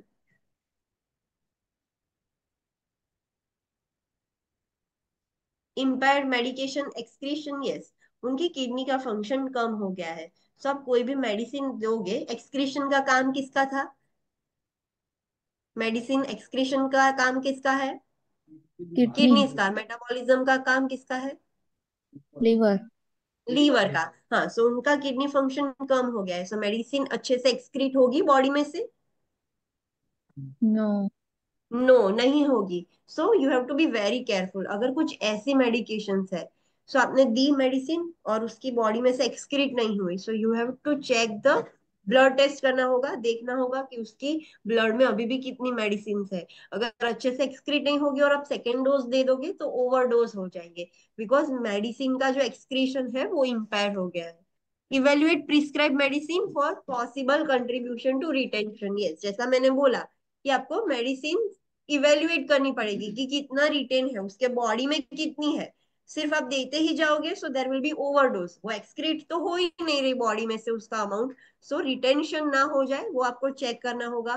Monitor hydration status, you have to monitor that, because urine कैसा है, कॉन्सेंट्रेटेड नहीं है, सो डाइल्यूटेड यूरिन निकल रहा है, उसका मतलब फ्लूइड भी निकल रहा है, जो किडनीज क्या करेगी, एक्सेस फ्लूइड एब्जॉर्ब कर लेगी और कॉन्सेंट्रेटेड यूरिन बनाएगी, बट वो डाइल्यूटेड ही जा रहा है, सो हाइड्रेशन स्टेटस पे आपको चेक करना पड़ेगा। Discourage the excessive fluid intake for 2 to 4 hours before going to bed, you have to tell the patient कि सोने से 2 से 4 घंटे पहले बहुत ज्यादा पानी मत पियो। Encourage emptying bladder at least 2 hours on a regular basis to avoid overflow urinary incontinence। आपको क्या सिखाना है उसको, हर 2 घंटे में ब्लैडर एम्प्टी कर दो, भले आपको अर्ज हुई है या नहीं, आपको ऐसे सेंसेशन आई है या नहीं, बस 2 घंटे में आप यूरिन करके आओ। सो क्या होगा उससे, ब्लैडर की कैपेसिटी कम हो गई, सो ओवरफ्लो हो जाएगा तो स्पिंचर अचानक खुल जाएंगे and there will be urinary incontinence. So ये प्रिवेंट करने के लिए उनको सिखाना है कि हर 2 घंटे में यूरिन करने जाना है। Next, reproductive system, reproductive system में नॉर्मली क्या होगा,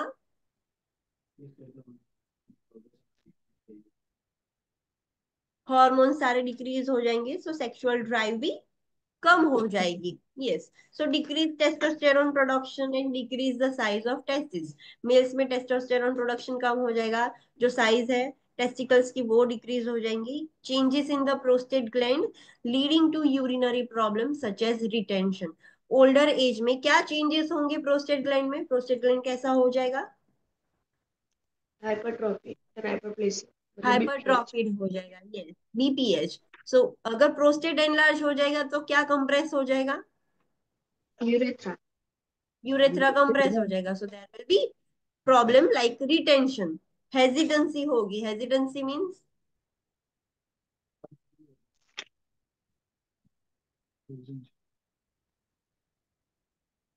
you are correct, but like somewhat there is fine tuning requirement. A hesitancy means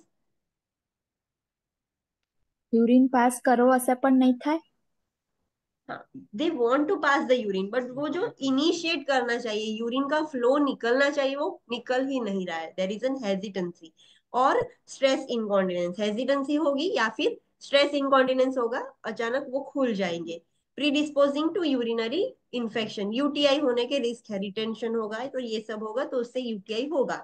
decrease secretion of hormones with cessation of menses, females में क्या होगा?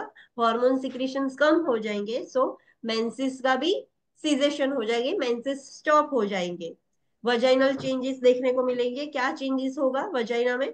तो including decrease muscle tone and lubrication, females के vagina का lubrication कम हो जाएगा, उसकी मसल टोन डिक्रीज हो जाएगी। So we have to teach the females, Kegel exercise हमें करवानी है to strengthen the pelvic muscle. Kegel exercise pelvic muscle strength करने में हम करवाते हैं। You we tell the females कि कीगल एक्सरसाइज करो, सो पेल्विक मसल्स अच्छे से स्ट्रेंथ हो गए, सो उससे यूरिन में भी अच्छा रहेगा। अगर उसके स्ट्रेस इनकॉन्टिनेंस है या फिर मसल्स ऐसे वीक हो गए, सो उसमें वो कंट्रोल गेन कर पाए फीमेल्स। इंपोर्टेंस और sexual dysfunction for both sexes, what is importance? Infertility. Infertility होंगे, जैसे जैसे एज होती है फर्टिलिटी कम होने लगती है, सो इम्पोर्टेंस या फिर सेक्सुअल डिसफंक्शन होना स्टार्ट हो जाएगा दोनों जेंडर में। Sexual function varies and depends on general physical condition, mental health status and medication. Normally we know कि जैसे जैसे एज होती है सेक्सुअल फंक्शन कम होने लगता है, बट वो डिपेंड करेगा कि कितना कम हो रहा है, क्या हो रहा है। So it depends on general physical condition क्या है, उसकी मेंटल हेल्थ स्टेटस क्या है, कौन सी मेडिसिन ले रहा है, उस पर डिपेंड करता है। Discuss normal and expected changes, provide education to help prevent problems with body image. हमें डिस्कस करने हैं कि ये सारी चीजें, दे विल गेट कंसर्न कि मुझे ये हो रहा है, ये हो रहा है, so we have to tell them कि दिस इज नॉर्मल, आपकी एज हो रही है, सो ये सारे प्रॉब्लम्स होंगे, ये this are the expected changes of the age. Older age की वजह से ये सब होता है, so you have to discuss all this things. And आपको उनको हेल्थ एजुकेशन देना पड़ेगा कि बॉडी इमेज में जो चेंजेस हो रहे हैं उससे आप कैसे प्रॉब्लम्स प्रिवेंट कर सकते हो। सो इसके रिलेटेड आप हेल्थ एजुकेशन भी दे सकते हो उनको। Next is special senses. Senses मतलब सारे सेंसेस क्या हो जाएंगे अभी? डिक्रीज हो जाएंगे, yes. So decrease visual acuity, उनकी विजन कम हो जाएगा। Decrease accommodation in eyes requiring increase adjustment time to change in light, yes. Accommodation कम हो जाएगा, अकोमोडेशन मतलब એડજસ્ટ કરી નહીં શકતા. जो लेंस एडजस्ट हो रहा था, दूर का देखने के लिए ऐसे कंस्ट्रिक्ट होता है, नजदीक का देखने के लिए डायलेट हो रहा है, तो अकोमोडेशन में भी कम हो जाएगी, वो अकोमोडेशन इजीली नहीं हो पाएगा। सो उनको एडजस्टमेंट में टाइम लगेगी। ऐसे कुछ भी लाइट आएंगे, लाइट में चेंज होगी तो उनकी आईज को एडजस्ट करने में थोड़ा टाइम लगेगा, ऐसे इंस्टेंटली एडजस्ट नहीं हो जाएगी।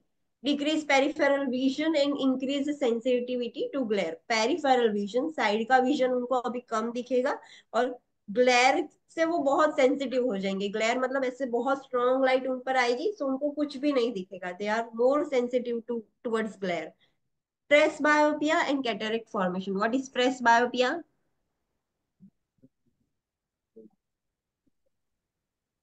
જે આપણે બેતાળા કહીએ છીએ ને, हाँ, that is press बायोपिया।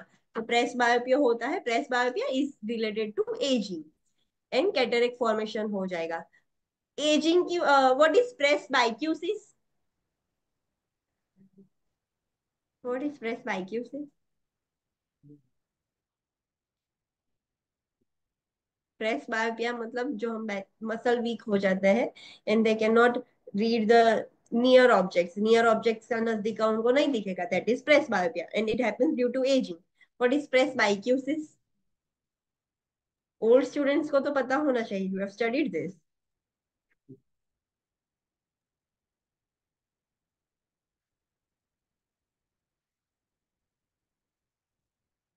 Hearing loss થાય यस, ड्यू टू एज जो हियरिंग कम हो जाता है that is called age presbycusis. So इनमें प्रेस बाइक्यूसिस भी होगा, प्रेस बायोपिया भी होगा, कैटरेक्ट फॉर्मेशन भी होगा। Possible loss of hearing ability that is presbycusis. Low pitch tone are heard more easily, yes. अगर किसी को हियरिंग प्रॉब्लम है तो उसके सामने चिल्लाओगे तो उसको सुनाई देगा ऐसा नहीं है, you have to use the low pitch tone. Low pitch tone आप बोलोगे तो उसको इजीली सुनाई देगा, चिल्लाने से उसको नहीं सुनाई देगा। Inability to discern the taste of food, yes. Taste भी, जो टेस्ट का सेंसेशन था वो कम हो गया है। सो आप उसको फूड दोगे और बताओगे कि क्या है कैसा है, तो वो डिस्क्राइब नहीं कर पाएंगे कि कैसा टेस्ट था, क्या कमी है क्या है, वो सब वो डिस्क्राइब नहीं कर पाएंगे। Decrease sense of smell, changes in touch sensation भी चेंज हो जाते हैं, तो that's why changes in touch sensation की वजह से कौन से एक्सीडेंट ज्यादा होते हैं, कौन सी इंजरी ज्यादा होगी? બર્ન્સ થઈ શકે. यस, हॉट वाटर पता नहीं चलेगा कि ज्यादा गर्म है, उनको पता नहीं चल रहा है पर स्किन पर तो डैमेज होगा ना, सो बर्न्स होने के रिस्क ज्यादा हो जाएंगे। Decrease pain awareness, pain sensation भी कम हो जाएगा, सो पेन अवेयरनेस भी डिक्रीज हो जाएगा। This is all about physiological symptoms, कि जैसे जैसे एज होगी तो क्या फिजिकल सिम्टम्स होंगे वो हमने देखा। Next is psycho social concerns. जैसे ओल्डर एज होती है सो साइकोलॉजिकल साइको सोशियल क्या चेंजेस होते हैं, what are the concerns? So first is adjustment to deterioration in physical and mental health and wellbeing. एक तो पहले ये सारा जो डिटेरियोरेट हुआ है, उनके फिजिकल वेलबींग कम हो गई है सारी, मेंटल हेल्थ उनकी अच्छी नहीं है, सो ये सब उसको एडजस्ट करना पड़ेगा। ओल्डर पीपल को सारा ये सब चीज उसको एडजस्ट करनी पड़ेगी। So this is the one concern. Second concern क्या है? Threat to independent functioning and fear of becoming a burden to loved ones. आपने देखा होगा कि ओल्डर पीपल को कैसा लगता है कि उनको लगेगा कि अगर वो अच्छे से नहीं काम कर पाएंगे सो उनके लव्ड वंस, उनके बच्चों पर वो बोझ बन जाएंगे। सो जितना हो सके वो लोग इंडिपेंडेंट रहना चाहते हैं, बिकॉज उनको एक डर लगता है, उनको एक थ्रेट होता है कि अगर मैं इंडिपेंडेंट नहीं रहूंगा, इंडिपेंडेंट फंक्शन नहीं करूंगा, सो मैं मेरे बच्चों पर बर्डन हो जाऊंगा। So that's why they have always a threat. Adjustment to retirement and loss of income. अभी वो रिटायर हो गए हैं, उनकी इनकम चली गई है, सो उसको भी एडजस्ट करना पड़ेगा उनको। Loss of skills and competencies developed early in life.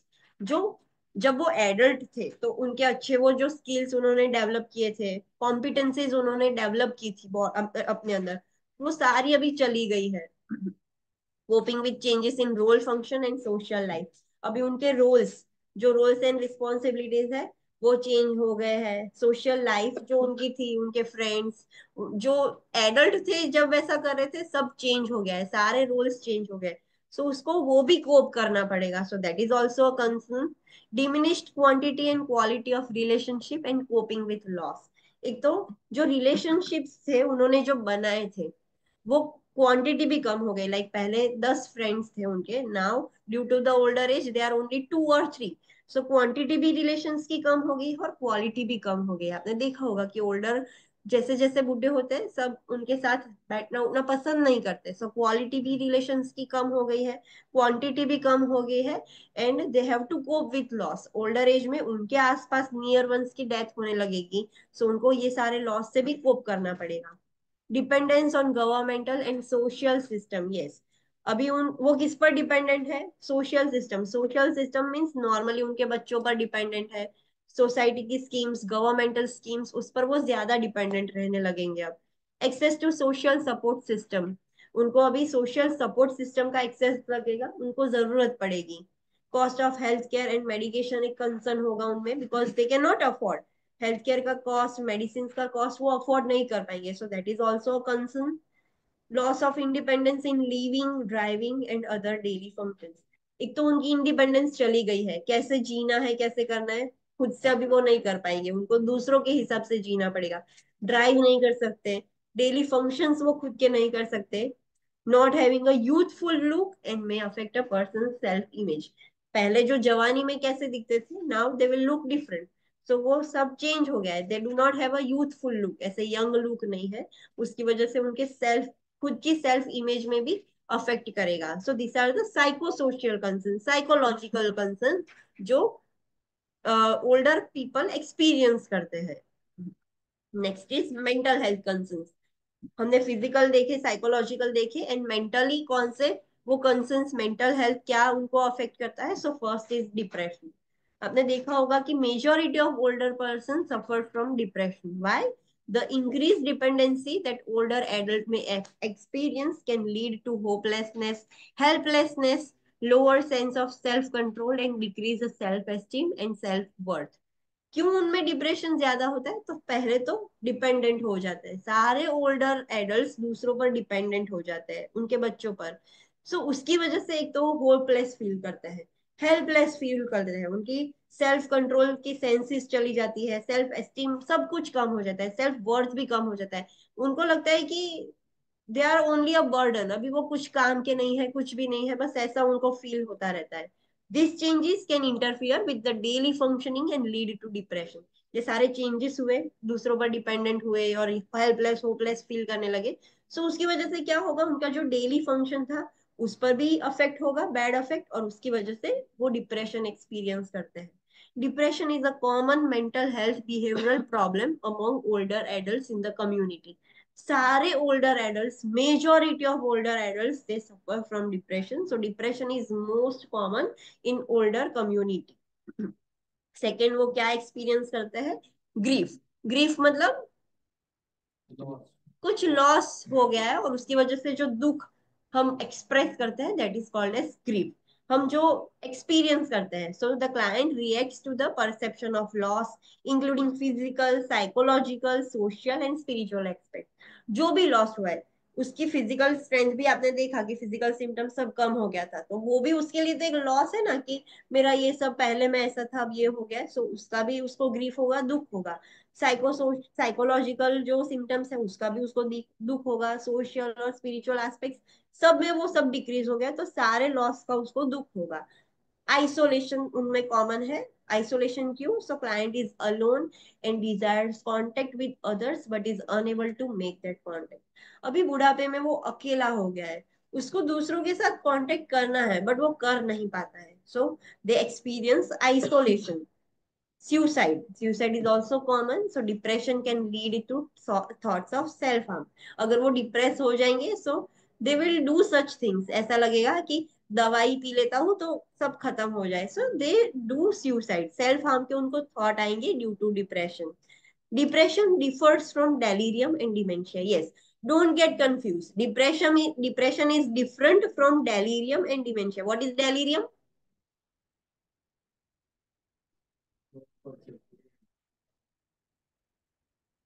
Online students, what is delirium? Depression is different from delirium and dementia, so you don't have to confuse between these three terms. Now मुझे बताओ, depression तो पता है कि depression जो ऐसे hopeless feel करना, self worth feel नहीं करता, that is depression. So what is delirium and dementia? Delirium का मतलब क्या?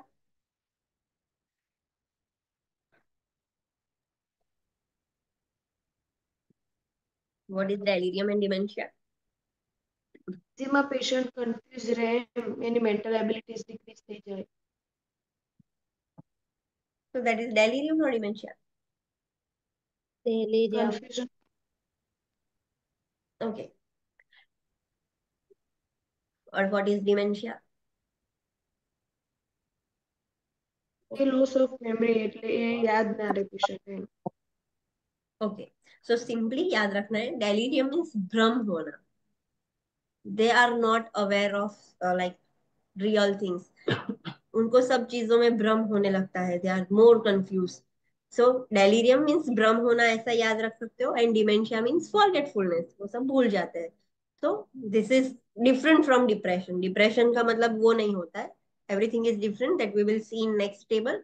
नेक्स्ट रेड पॉइंट जो आपको याद रखना है, any suicide threat made by an older client should be taken seriously. अगर ओल्डर क्लाइंट ऐसा बोलता है कि I don't want to live and I do this things, और सुसाइड की थ्रेट दे रहा है, so you have to take that seriously. वो सीरियस है, वो मजाक नहीं कर रहा है, they can attempt suicide.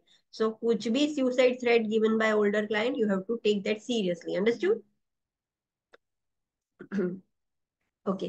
Next is, let's see the difference between delirium, depression, and dementia.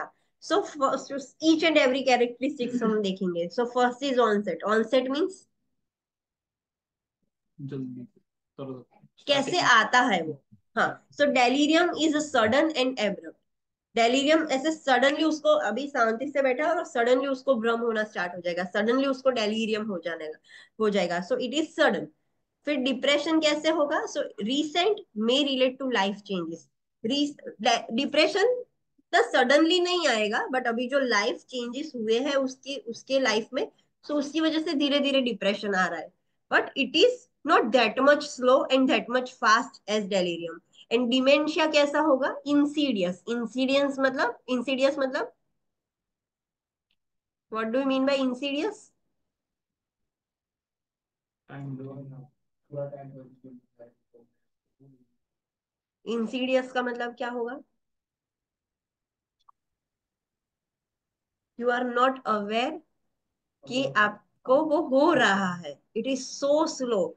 We can not we हम बोलते हैं ना कि sugar and salt are insidious killers. आपको पता भी नहीं चलेगा, धीरे धीरे धीरे धीरे आपको वो डैमेज करेंगे. सो डिमेंशिया इज इंसीडियस. वो एकदम धीरे धीरे आएगा और पता भी नहीं चलेगा. So insidious, slow, over years and often unrecognized until deficits are obvious. Dementia का ऑनसेट कैसा है? वो कैसे आता है? डेलीरियम सडनली आ जाएगा, डिप्रेशन को थोड़ी देर लगेगी, बट जो डिमेंशिया है वो धीरे धीरे धीरे धीरे होगा. फॉरगेटफुलनेस, बहुत साल लग जाएंगे, उसको पता भी नहीं चलेगा कि उसको डिमेंशिया हो रहा है. कब पता चलेगा? जब बहुत सीवियर डेफिसिट्स है, अभी उसको लग रहा है कि उसको कुछ भी याद नहीं रहता, तब उसको पता चलेगा कि now the patient is suffering from dementia. Course over 24 hours. Course over 24 hours मतलब 24 घंटे में कैसा होता है? तो डेलीरियम कैसा होगा? Fluctuating, often worse at night. मतलब डेलीरियम ऐसा नहीं है कि हुआ तो कंटिन्यूअस चालू रहेगा, फ्लक्चुएट होता रहेगा, भ्रम जो हो रहे हैं उसको. और नाइट में इट कैन बी वर्स, रात में शायद ज्यादा होगा. डिप्रेशन कैसा होगा? फेयरली स्टेबल होगा. डिप्रेशन ऐसा होता है कि अभी डिप्रेशन है, घंटे बाद डिप्रेशन चला गया, ऐसा नहीं होता. It is stable, may be verse in the morning. हाँ, बट मॉर्निंग में वो पर्सन ज्यादा डिप्रेस फील करता है, बट नॉर्मली वो स्टेबल होता है, फ्लक्चुएट नहीं होता कि अभी डिप्रेशन हो रहा है घंटे बाद नहीं हो रहा है. It doesn't happen in depression. और डिमेंशिया कैसा होगा? ऐसा होगा कि अभी भूल गया है, कल ठीक हो गया, फिर मॉर्निंग में भूल गया, आफ्टरनून में ठीक हो गया. It happens in dementia. Long time में होता यस. है. डिमेंशिया भी स्टेबल होता है, ऐसा नहीं कि फ्लक्चुएट होता रहेगा, स्टेबल डिमेंशिया रहेगा. मे सी चेंजेस विद स्ट्रेस, सनडाउनिंग में अकर. जैसे जैसे स्ट्रेसफुल सिचुएशन आएगी, पेशेंट ज्यादा फॉरगेटफुल होता जाएगा. सो नॉर्मली वो स्टेबल होता है, बट अगर स्ट्रेस है तो आपको चेंजेस अच्छे से दिखेंगे. सनडाउनिंग भी हो सकता है. What is sundowning? We have completed this in MHN. What is sundowning? Evening ना टाइम में मेमोरी लॉस થાય. हाँ, इवनिंग के टाइम पर सिम्टम्स ज्यादा है, so that is sundowning. तो उनमें देखने को मिलता है. कॉन्शियसनेस कैसी होगी? डेलीरियम में पेशेंट कॉन्शियस होगा, उसको भ्रम हो रहे हैं तो नो. सो कॉन्शियसनेस रिड्यूस हो जाएगी या डिस्टॉर्टेड हो जाएगी? तभी तो उसको भ्रम हो रहा है. The person is not aware, वो कॉन्शियस नहीं है उसके सराउंडिंग से. सो कॉन्शियसनेस रिड्यूस और डिस्टॉर्टेड हो जाती है. डिप्रेशन में पर्सन अवेयर होता है. हाँ, they are awake. They are not like उसको भ्रम नहीं हो रहा है, दे आर डिप्रेस, बट वो नॉर्मली ऐसे कॉन्शियस है. एंड डिमेंशिया में भी they are awake, they are conscious. Understood? Are you getting my point online students? Yes और no? Yes. Okay. Yes ma'am. Alertness कैसी होगी? तो डेलीरियम है तो उसमें इंक्रीज भी हो सकती है, डिक्रीज भी हो सकती है, और वेरिएबल. वी कैन नॉट से उसको भ्रम हो रहा है तो वो अलर्ट है या नहीं या क्या है, हम वो नहीं कह सकते. शायद इंक्रीज भी होगी, डिक्रीज भी होगी, और चेंज भी हो सकती है. डिप्रेशन में वो नॉर्मली अलर्ट रहता है, डिमेंशिया में भी वो अलर्ट ही रहता है। डिमेंशिया में और डिप्रेशन में ऐसा नहीं होता कि अलर्टनेस कम हो जाती है, they are alert. Psychomotor activity delirium में कैसी हो जाएगी? मे बी इंक्रीज, डिक्रीज और मिक्स्ड। साइकोमोटर एक्टिविटी में मतलब उसको भ्रम हो रहा है, सो वो बहुत ज्यादा एक्टिविटी कर रहा है, सो इंक्रीज हो जाएगी, या फिर उसको ऐसे भ्रम हो रहा है तो वो ऐसे चुपचाप बैठ जाएगा, सो एक्टिविटी डिक्रीज भी हो जाएगी, या फिर मिक्स देखने को मिलेगी। अगर डिप्रेस्ड क्लाइंट है तो उसकी साइकोमोटर एक्टिविटी क्या होगी? डिप्रेशन में होता है जो क्लाइंट, तो वो कैसा होता है? हाँ, दे आर सो साइलेंट, सो उनकी साइकोमोटर एक्टिविटी कैसी होगी? Decrease. We can simply remember कि डिप्रेशन में साइकोमोटर एक्टिविटी कम हो जाती है। So may be variable agitation और रिटार्डेशन, लाइक एकदम एजिटेटेड हो जाते हैं वो लोग। रिटार्डेशन मतलब उसको किसी कुछ भी करने है ही नहीं, वो सब ऐसे लाइक सब स्लोली करेंगे, मन से नहीं करेंगे, so this might happen. And dementia में उनकी साइकोमोटर एक्टिविटी कैसी रहेगी? नॉर्मली नॉर्मल रहेगी। सो मे हैव एप्रेक्सिया और agnosia. What is apraxia? We have studied this in nervous system as well as MHN. What is apraxia?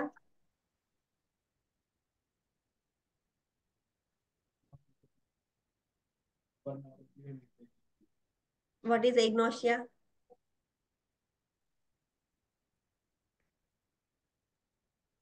એગ્નોશિયા મતલબ કે જે થિંગ્સ હોય ને આઈડેન્ટિફાઈ ના કરી શકે કે આ શું કહેવાય આને એમ. That you have said, that is agnosia. आप पेशेंट को बताओगे कि ये क्या है, पेशेंट को पता है बट पेशेंट को याद नहीं आ रहा है, so that is agnosia. Patient can not identify कि दिस इज बॉटल। आप बोलोगे, पेशेंट विल टेल हाँ मुझे याद है, पर वो बोल ही नहीं पाएगा कि हाँ this is called as bottle. And what is apraxia?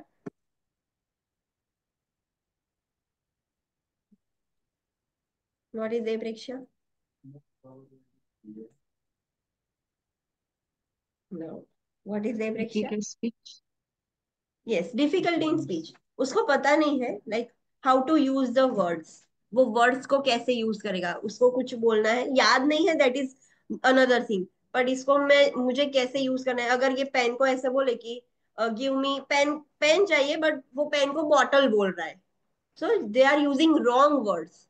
उसको बॉटल वर्ड याद है बट वो पेन को बॉटल बोल रहा है, फोन को पेन बोल रहा है, so they are not using correct conversation और correct words, so that is called as apraxia. So उसमें एप्रिक्सिया और इग्नोशिया भी हो सकता है, एजिटेशन भी हो सकता है, वो एजिटेटेड भी हो सकते हैं because they are forgetting the things. So normally उनकी साइकोमोटर एक्टिविटी नॉर्मल रहेगी, ऐसा नहीं कि वो साइलेंट हो जाएंगे और ऐसा कुछ होगा, साइकोमोटर एक्टिविटी नॉर्मल रहेगी। ड्यूरेशन, अगर डेलीरियम डिप्रेशन या डिमेंशिया होता है तो कितनी देर तक चलता है? तो डेलीरियम कितने दिन तक चलेगा?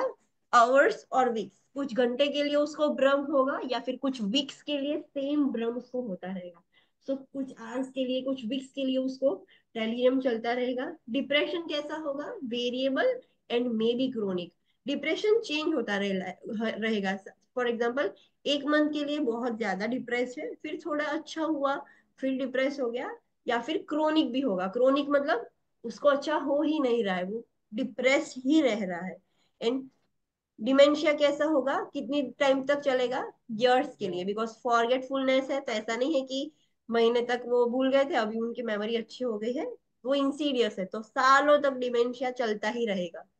अटेंशन डेलीरियम में कैसा हो जाता है? सो डिसऑर्डर हो जाता है एंड फ्लक्चुएट होगा attention, like attention span increase decrease ऐसे फ्लक्चुएट होता रहेगा। डिप्रेशन में अटेंशन कैसा होगा? लिटल इंपेयरमेंट हो जाएगी, लाइक थोड़ा थोड़ा वो अटेंटिव नहीं रहेगा। आपने देखा होगा डिप्रेस पर्सन के साथ आप बात करोगे, सो वो इंटरेस्टेड ही नहीं होगा, अटेंशन उसका होता ही नहीं है। एंड डिमेंशिया में कैसा होता है? Attention generally normal but may have trouble focusing, overwhelmed with multiple stimuli. Normally they are attentive, उनको अटेंशन से कुछ प्रॉब्लम नहीं है, उनका प्रॉब्लम है फॉरगेटफुलनेस से। सो अटेंशन यूजुअली नॉर्मल होता है बट उसको इजीली वो फोकस नहीं कर पाते किसी चीज पर, या फिर कुछ भी छोटी छोटी मल्टीपल स्टिम्युलाइज हो जाएंगी तो वो ओवरवेल्म हो जाएंगे।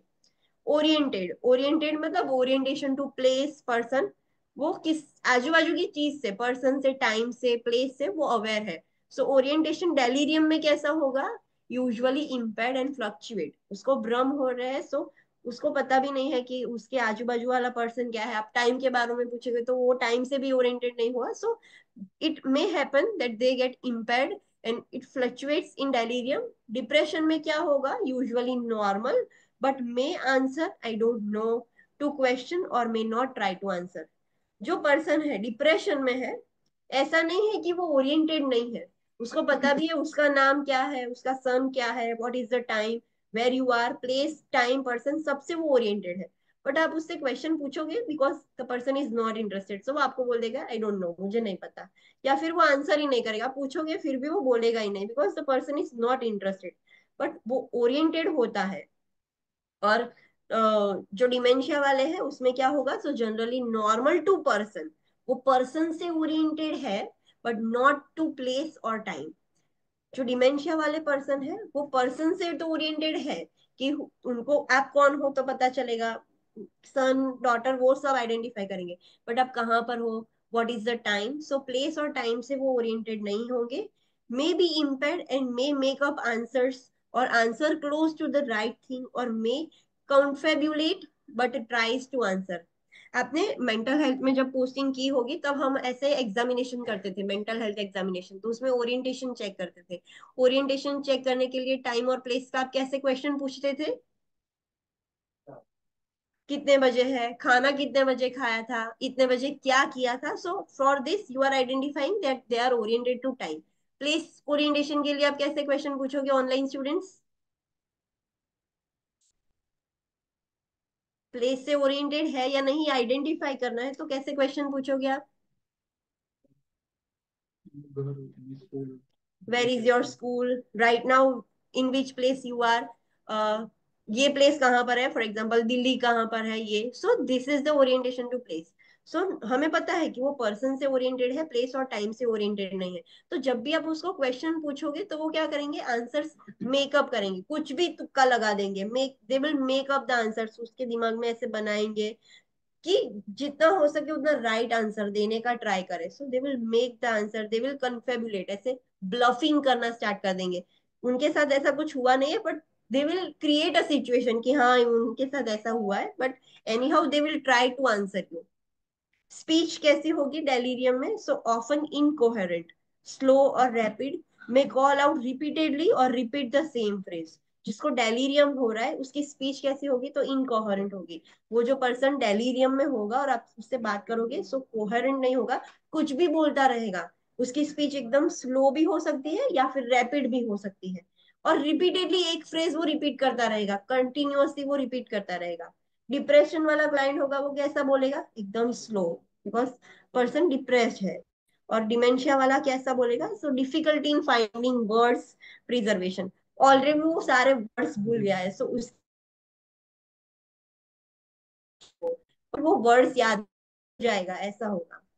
Affect, affect means, affect in mental health means, mental health में जब अफ वर्ड आता है उसका मतलब क्या,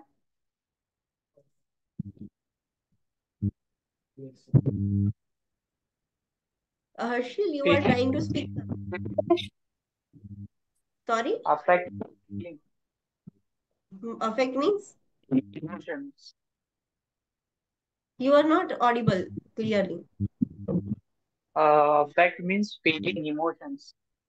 mood, affect means mood, simply you have to remember कि एमएचएन में जब अफेक्ट लिखा हो तो उसका मतलब मूड होता है। सो डेलीरियम में मूड कैसा होगा, so variable but may look disturb और फ्राइटन, उसका मूड वेरिएबल होगा बट जब भी आप देखोगे तो उसको डिस्टर्ब लगेगा, फ्राइटन लगेगा, डरा हुआ लगेगा।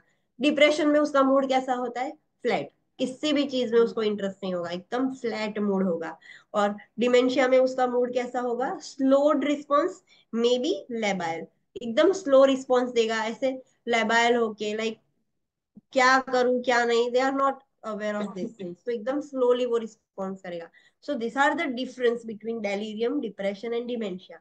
सिंपली आपको उसका मीनिंग याद रखना है, मीनिंग याद रहेगा तो आप इजीली आइडेंटिफाई कर पाओगे कि व्हाट इज डेलीरियम कैसा होता है, डिप्रेशन क्या होता है एंड डिमेंशिया क्या होता है। अंडरस्टूड?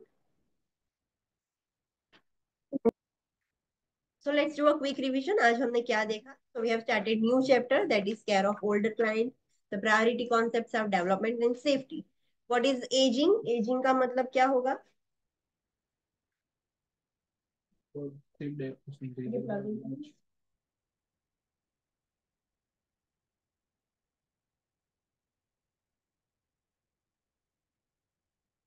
एजिंग का मतलब क्या है? बर्थ से जन्म death. डेथ સુધી हाँ, जो बायोसाइकोसोशल चेंजेस થયા है। That is called as aging. जो बायोसाइकोसोशियल चेंजेस हो रहे हैं बर्थ से लेकर डेथ तक, that is called as aging. और एजिंग प्रोसेस को स्टडी करते हैं तो उसको क्या बोलेंगे? जेनेटोलॉजी। Yes, gerontology. फिर हमने फिजिकल चेंजेस देखे, इंटेग्यूमेट्री में क्या चेंजेस होते हैं वो देखा हमने। न्यूरोलॉजिकल सिस्टम में क्या चेंजेस होते हैं वो हमने स्टडी किया। देन मस्कुलोस्केलेटल सिस्टम में क्या चेंजेस होते हैं वो हमने स्टडी किया। I ask you tomorrow, you have to read. I don't think कि कोई घर पे जाके रीड करता है, so you have to read all this things. Then what is the red important point?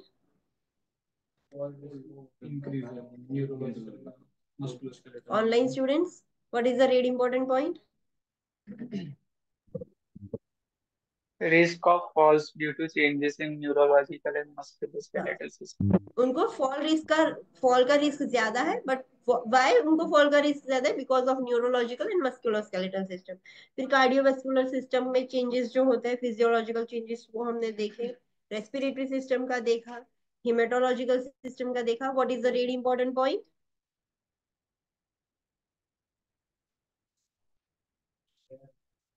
Pigmentation loss and skin yellowing common associated with aging. Yes, जो older people है उसमें क्या चीज कॉमन है? Loss of pigmentation and yellowing of skin. This is so common in older people. Immune system हमने देखा कि normally कम हो जाती है। जीआई सिस्टम हमने उसका स्टडी किया कि कैसा कैसे प्रॉब्लम्स होते हैं उनको। एंडोक्राइन सिस्टम हमने देखा। रीनल और यूरिनरी सिस्टम देखा हमने। रिप्रोडक्टिव सिस्टम देखा। देन स्पेशल सेंसेस का भी स्टडी किया कि स्पेशल सेंसेस कैसे हो जाएंगे। साइकोसोशियल कंसर्न्स देखे, फिजियोलॉजिकल तो है but psychological and social concerns क्या होंगे वो हमने स्टडी किए। कि एक तो उनको सब एडजस्ट, जो चेंजेस हो रहे हैं उससे एडजस्ट करना पड़ेगा। उनको डर सताता रहता है कि अगर वो इंडिपेंडेंट नहीं रहेंगे तो लव्ड वंस पर बर्डन बन जाएंगे। उनको रिटायरमेंट की वजह से, लॉस ऑफ इनकम की वजह से एक तो एडजस्ट करना पड़ेगा। सारे जो स्किल्स उन्होंने सीखे थे एडल्ट में वो सब भूल गए हैं, सो वो भी एक प्रॉब्लम होता है। सारे जो रोल्स एंड रिस्पॉन्सिबिलिटीज थी वो चेंज हो गए हैं अभी, सो उससे उनको कोप करना पड़ता है। उनके रिलेशनशिप सारे कम हो जाएंगे, क्वालिटी भी अच्छी नहीं रहेगी रिलेशनशिप से। सारे लॉस हो रहे हैं, सो उससे भी उनको कोप करना पड़ेगा। गवर्नमेंट्स और सोशल सिस्टम पर डिपेंडेंट रहना पड़ेगा। सपोर्ट सिस्टम को उसको उस पर हेल्प लगेगी उसकी। हेल्थ केयर और मेडिसिन का कॉस्ट वो अफोर्ड नहीं कर पाते तो वो एक कंसर्न होता है। अभी वो इंडिपेंडेंटली रह भी नहीं सकते, ड्राइव भी नहीं कर सकते, डेली फंक्शंस भी नहीं कर सकते। और पहले जो यंग एज में जो दिखते थे अब वो वैसे नहीं दिखते। सेल्फ इमेज भी एक कंसर्न है। So this are the psycho social concern. फिर मेंटल हेल्थ कंसर्न हमने देखे कि ओल्डर पीपल मेजरली क्या एक्सपीरियंस करते हैं कॉमनली? Experience depression. क्यों एक्सपीरियंस करते हैं? Because they are dependent on someone. वो किसी पर डिपेंडेंट हो जाते हैं, सो वो होपलेस फील करेंगे, हेल्पलेस फील करेंगे, पावरलेस फील करेंगे। सेल्फ कंट्रोल का सेंस कम हो जाएगा, सेल्फ एस्टीम भी उनकी कम हो जाएगी। सेल्फ वर्थ भी ऐसे उसको लगेगा कि वो किसी काम के नहीं है। तो ये सब होने की वजह से एक तो डेली लाइफ की एक्टिविटीज चेंज हो जाएगी और उसकी वजह से उसको डिप्रेशन होगा। ग्रीफ, ग्रीफ क्यों होगा उनको? दुख क्यों होगा? क्या लॉस हो गया? एक तो फिजिकल सिम्टम्स चेंज हो गए, सारी जो फिजिकल एबिलिटीज है वो चली गई है। साइकोलॉजिकल, साइकोसोशियल सब लॉस हो गया है। स्पिरिचुअल एस्पेक्ट सब लॉस हो गया है। तो वो लॉस की वजह से उनको ग्रीफ होता है, दुख होता है। आइसोलेशन एक्सपीरियंस करते हैं, क्यों? बिकॉज वो अभी अकेले हो गए हैं, उनके पास कोई कांटेक्ट नहीं है। They want to contact other people but वो कांटेक्ट कर नहीं पाते। सो उसकी वजह से वो आइसोलेशन भी फील करते हैं। इन सुसाइड, सुसाइड क्यों? बिकॉज डिप्रेस, ऑलरेडी वो डिप्रेस होते हैं तो डिप्रेशन की वजह से उनको सेल्फ हार्म के थॉट आने लगते हैं। But we have to be very sure कि depression is different from delirium and dementia. Don't get confusing depression, delirium and dementia because all this happens in older people. Older people में ये सब होने के risk है, so don't get confused. What is the real important point?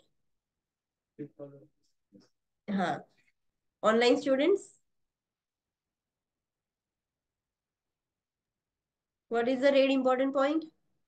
If any suicide threat seen in the older client, it taken seriously. हाँ, अगर older people ऐसा बोल रहे हैं कि I want to do suicide और कुछ भी ऐसे साइंस दे रहा है सुसाइडल थॉट्स के related, so you have to take that seriously. Then हमने डिफरेंस देखा कि what is delirium depression. So उसका ऑनसेट देखा, डेलीरियम कैसे स्टार्ट होता है, डिप्रेशन कैसे स्टार्ट होगा, और डिमेंशिया कैसे स्टार्ट होगा. 24 आवर्स में डेलीरियम कैसा होता है, डिप्रेशन कैसा होता है, डिमेंशिया कैसा होता है. नॉर्मली डेलीरियम सडन है, डिप्रेशन को थोड़ा टाइम लगेगा, रिसेंटली स्टार्ट होगा, और डिमेंशिया तो एकदम स्लोली होगा. 24 आवर्स में डेलीरियम फ्लक्चुएट होता रहेगा, नाइट में एकदम वर्स होगा. डिप्रेशन स्टेबल होता है बट मॉर्निंग में पेशेंट ज्यादा डिप्रेस होता है. और डिमेंशिया भी नॉर्मली स्टेबल होता है बट जब स्ट्रेस होगा तो ज्यादा भूलने लगेगा एंड सन डाउनिंग होगा. जैसे जैसे सन डाउन होगा फॉरगेटफुलनेस या फिर उसके सिम्टम्स और सीवियर हो जाएंगे. कॉन्शियसनेस डेलीरियम में कम हो जाती है, डिप्रेशन और डिमेंशिया में स्टेबल होता है, पर्सन कॉन्शियस होता है. अलर्ट डेलीरियम में पर्सन अलर्ट नहीं होगा, मे be increase may be decrease. Depression में भी नॉर्मल होता है, डिमेंशिया में भी वो अलर्ट ही होता है. साइकोमोटर एक्टिविटी डेलीरियम में इंक्रीज भी हो सकती है, डिक्रीज भी हो सकती है. डिपेंड्स कि उसको कौन से डेलीरियम्स हो रहे हैं. सो इंक्रीज डिक्रीज मिक्स भी हो सकती है. डिप्रेशन में वो पर्सन कैसा हो जाएगा, रिटार्डेड हो जाएगा, उसकी साइकोमोटर एक्टिविटी कम हो जाएगी. एंड डिमेंशिया में उसकी साइकोमोटर एक्टिविटी नॉर्मल रहती है बट वो क्या एक्सपीरियंस करता है, forgetfulness in identifying the things. उसको याद नहीं रहता, वो वर्ड्स याद नहीं रहते. फॉर एग्जाम्पल आप किसी भी चीज उसको दिखाओगे सो वो पता नहीं कर पाएगा कि व्हाट इज दिस, एंड वो रॉन्ग वर्ड्स यूज करेगा for different things. So that is apraxia, problem in conversation, बोलने में प्रॉब्लम है, वर्ड्स यूज करने में प्रॉब्लम है. ड्यूरेशन डेलीरियम कितना चलता है, तो घंटों से लेके वीक्स तक चलेगा. डिप्रेशन लाइक क्रोनिक भी हो सकता है, वेरिएबल होगा कि 1 महीने तक डिप्रेशन है फिर थोड़ा अच्छा फील कर रहा है. एंड डिमेंशिया है तो वो तो सालों साल तक चलता रहेगा. अटेंशन डेलीरियम में फ्लक्चुएट होता है, नॉर्मली कम हो जाता है अटेंशन. डिप्रेशन में लिटिल बिट इम्पेयर हो जाएगा, अटेंटिव नहीं रहेगा. एंड उस डिमेंशिया में क्या होगा, नॉर्मली नॉर्मल रहता है वो अटेंशन, बट वो इजिली फोकस करने में उसको प्रॉब्लम रहेगा, और कुछ भी ऐसे स्टिम्युलाई आएगी तो वो ओवरवेल्म हो जाएगा. देन डेलीरियम में person may be like fluctuate होगी ओरिएंटेशन, वो पर्सन टाइम प्लेस पर्सन से ओरिएंटेड नहीं रहेगा एंड फ्लक्चुएट होता रहेगा कि sometimes they are oriented sometimes not. Depression में वो ओरिएंटेड तो होगा, ओरिएंटेशन इज नॉर्मल, बट आप क्वेश्चन पूछोगे so they will tell you I don't know, मुझे नहीं आंसर देना है, they are not interested in giving the answer. और डिमेंशिया में क्या होगा, वो पर्सन पर्सन से तो ओरिएंटेड है बट प्लेस और टाइम से ओरिएंटेड नहीं है. तो जब भी आप क्वेश्चन पूछोगे तो दे will make up the answer, वो आंसर खुद से बनाएंगे. स्पीच कैसी होगी, डेलीरियम में एबनॉर्मल हो जाएगी, स्लो रैपिड कुछ भी वो जैसा तैसा बोलेंगे. डिप्रेशन में स्पीच एकदम स्लो हो जाएगी because they are not interested. And dementia में क्या होगी, स्पीच बोलेगी ठीक से बट एक तो उनको फॉरगेटफुलनेस की वजह से वर्ड्स ही नहीं दिमाग में आ रहे हैं. सो प्रिजर्वेशन स्पीच होगी, ऐसे बोलते बोलते लाइक चुप हो जाएंगे, they will try to recall something. Affect मतलब मूड, मूड कैसा होगा डेलीरियम में, सो डिस्टर्ब लगेंगे वो लोग, फ्राइटन लगेंगे. डिप्रेशन में एकदम फ्लैट मूड होता है. एंड डिमेंशिया में आप जब भी उसको बात करोगे स्लोली रिस्पॉन्स करेंगे, they may be labile. Understood? Yes. Online okay, any doubt? Okay, see you tomorrow at 9 a.m. Thank you. Thank you.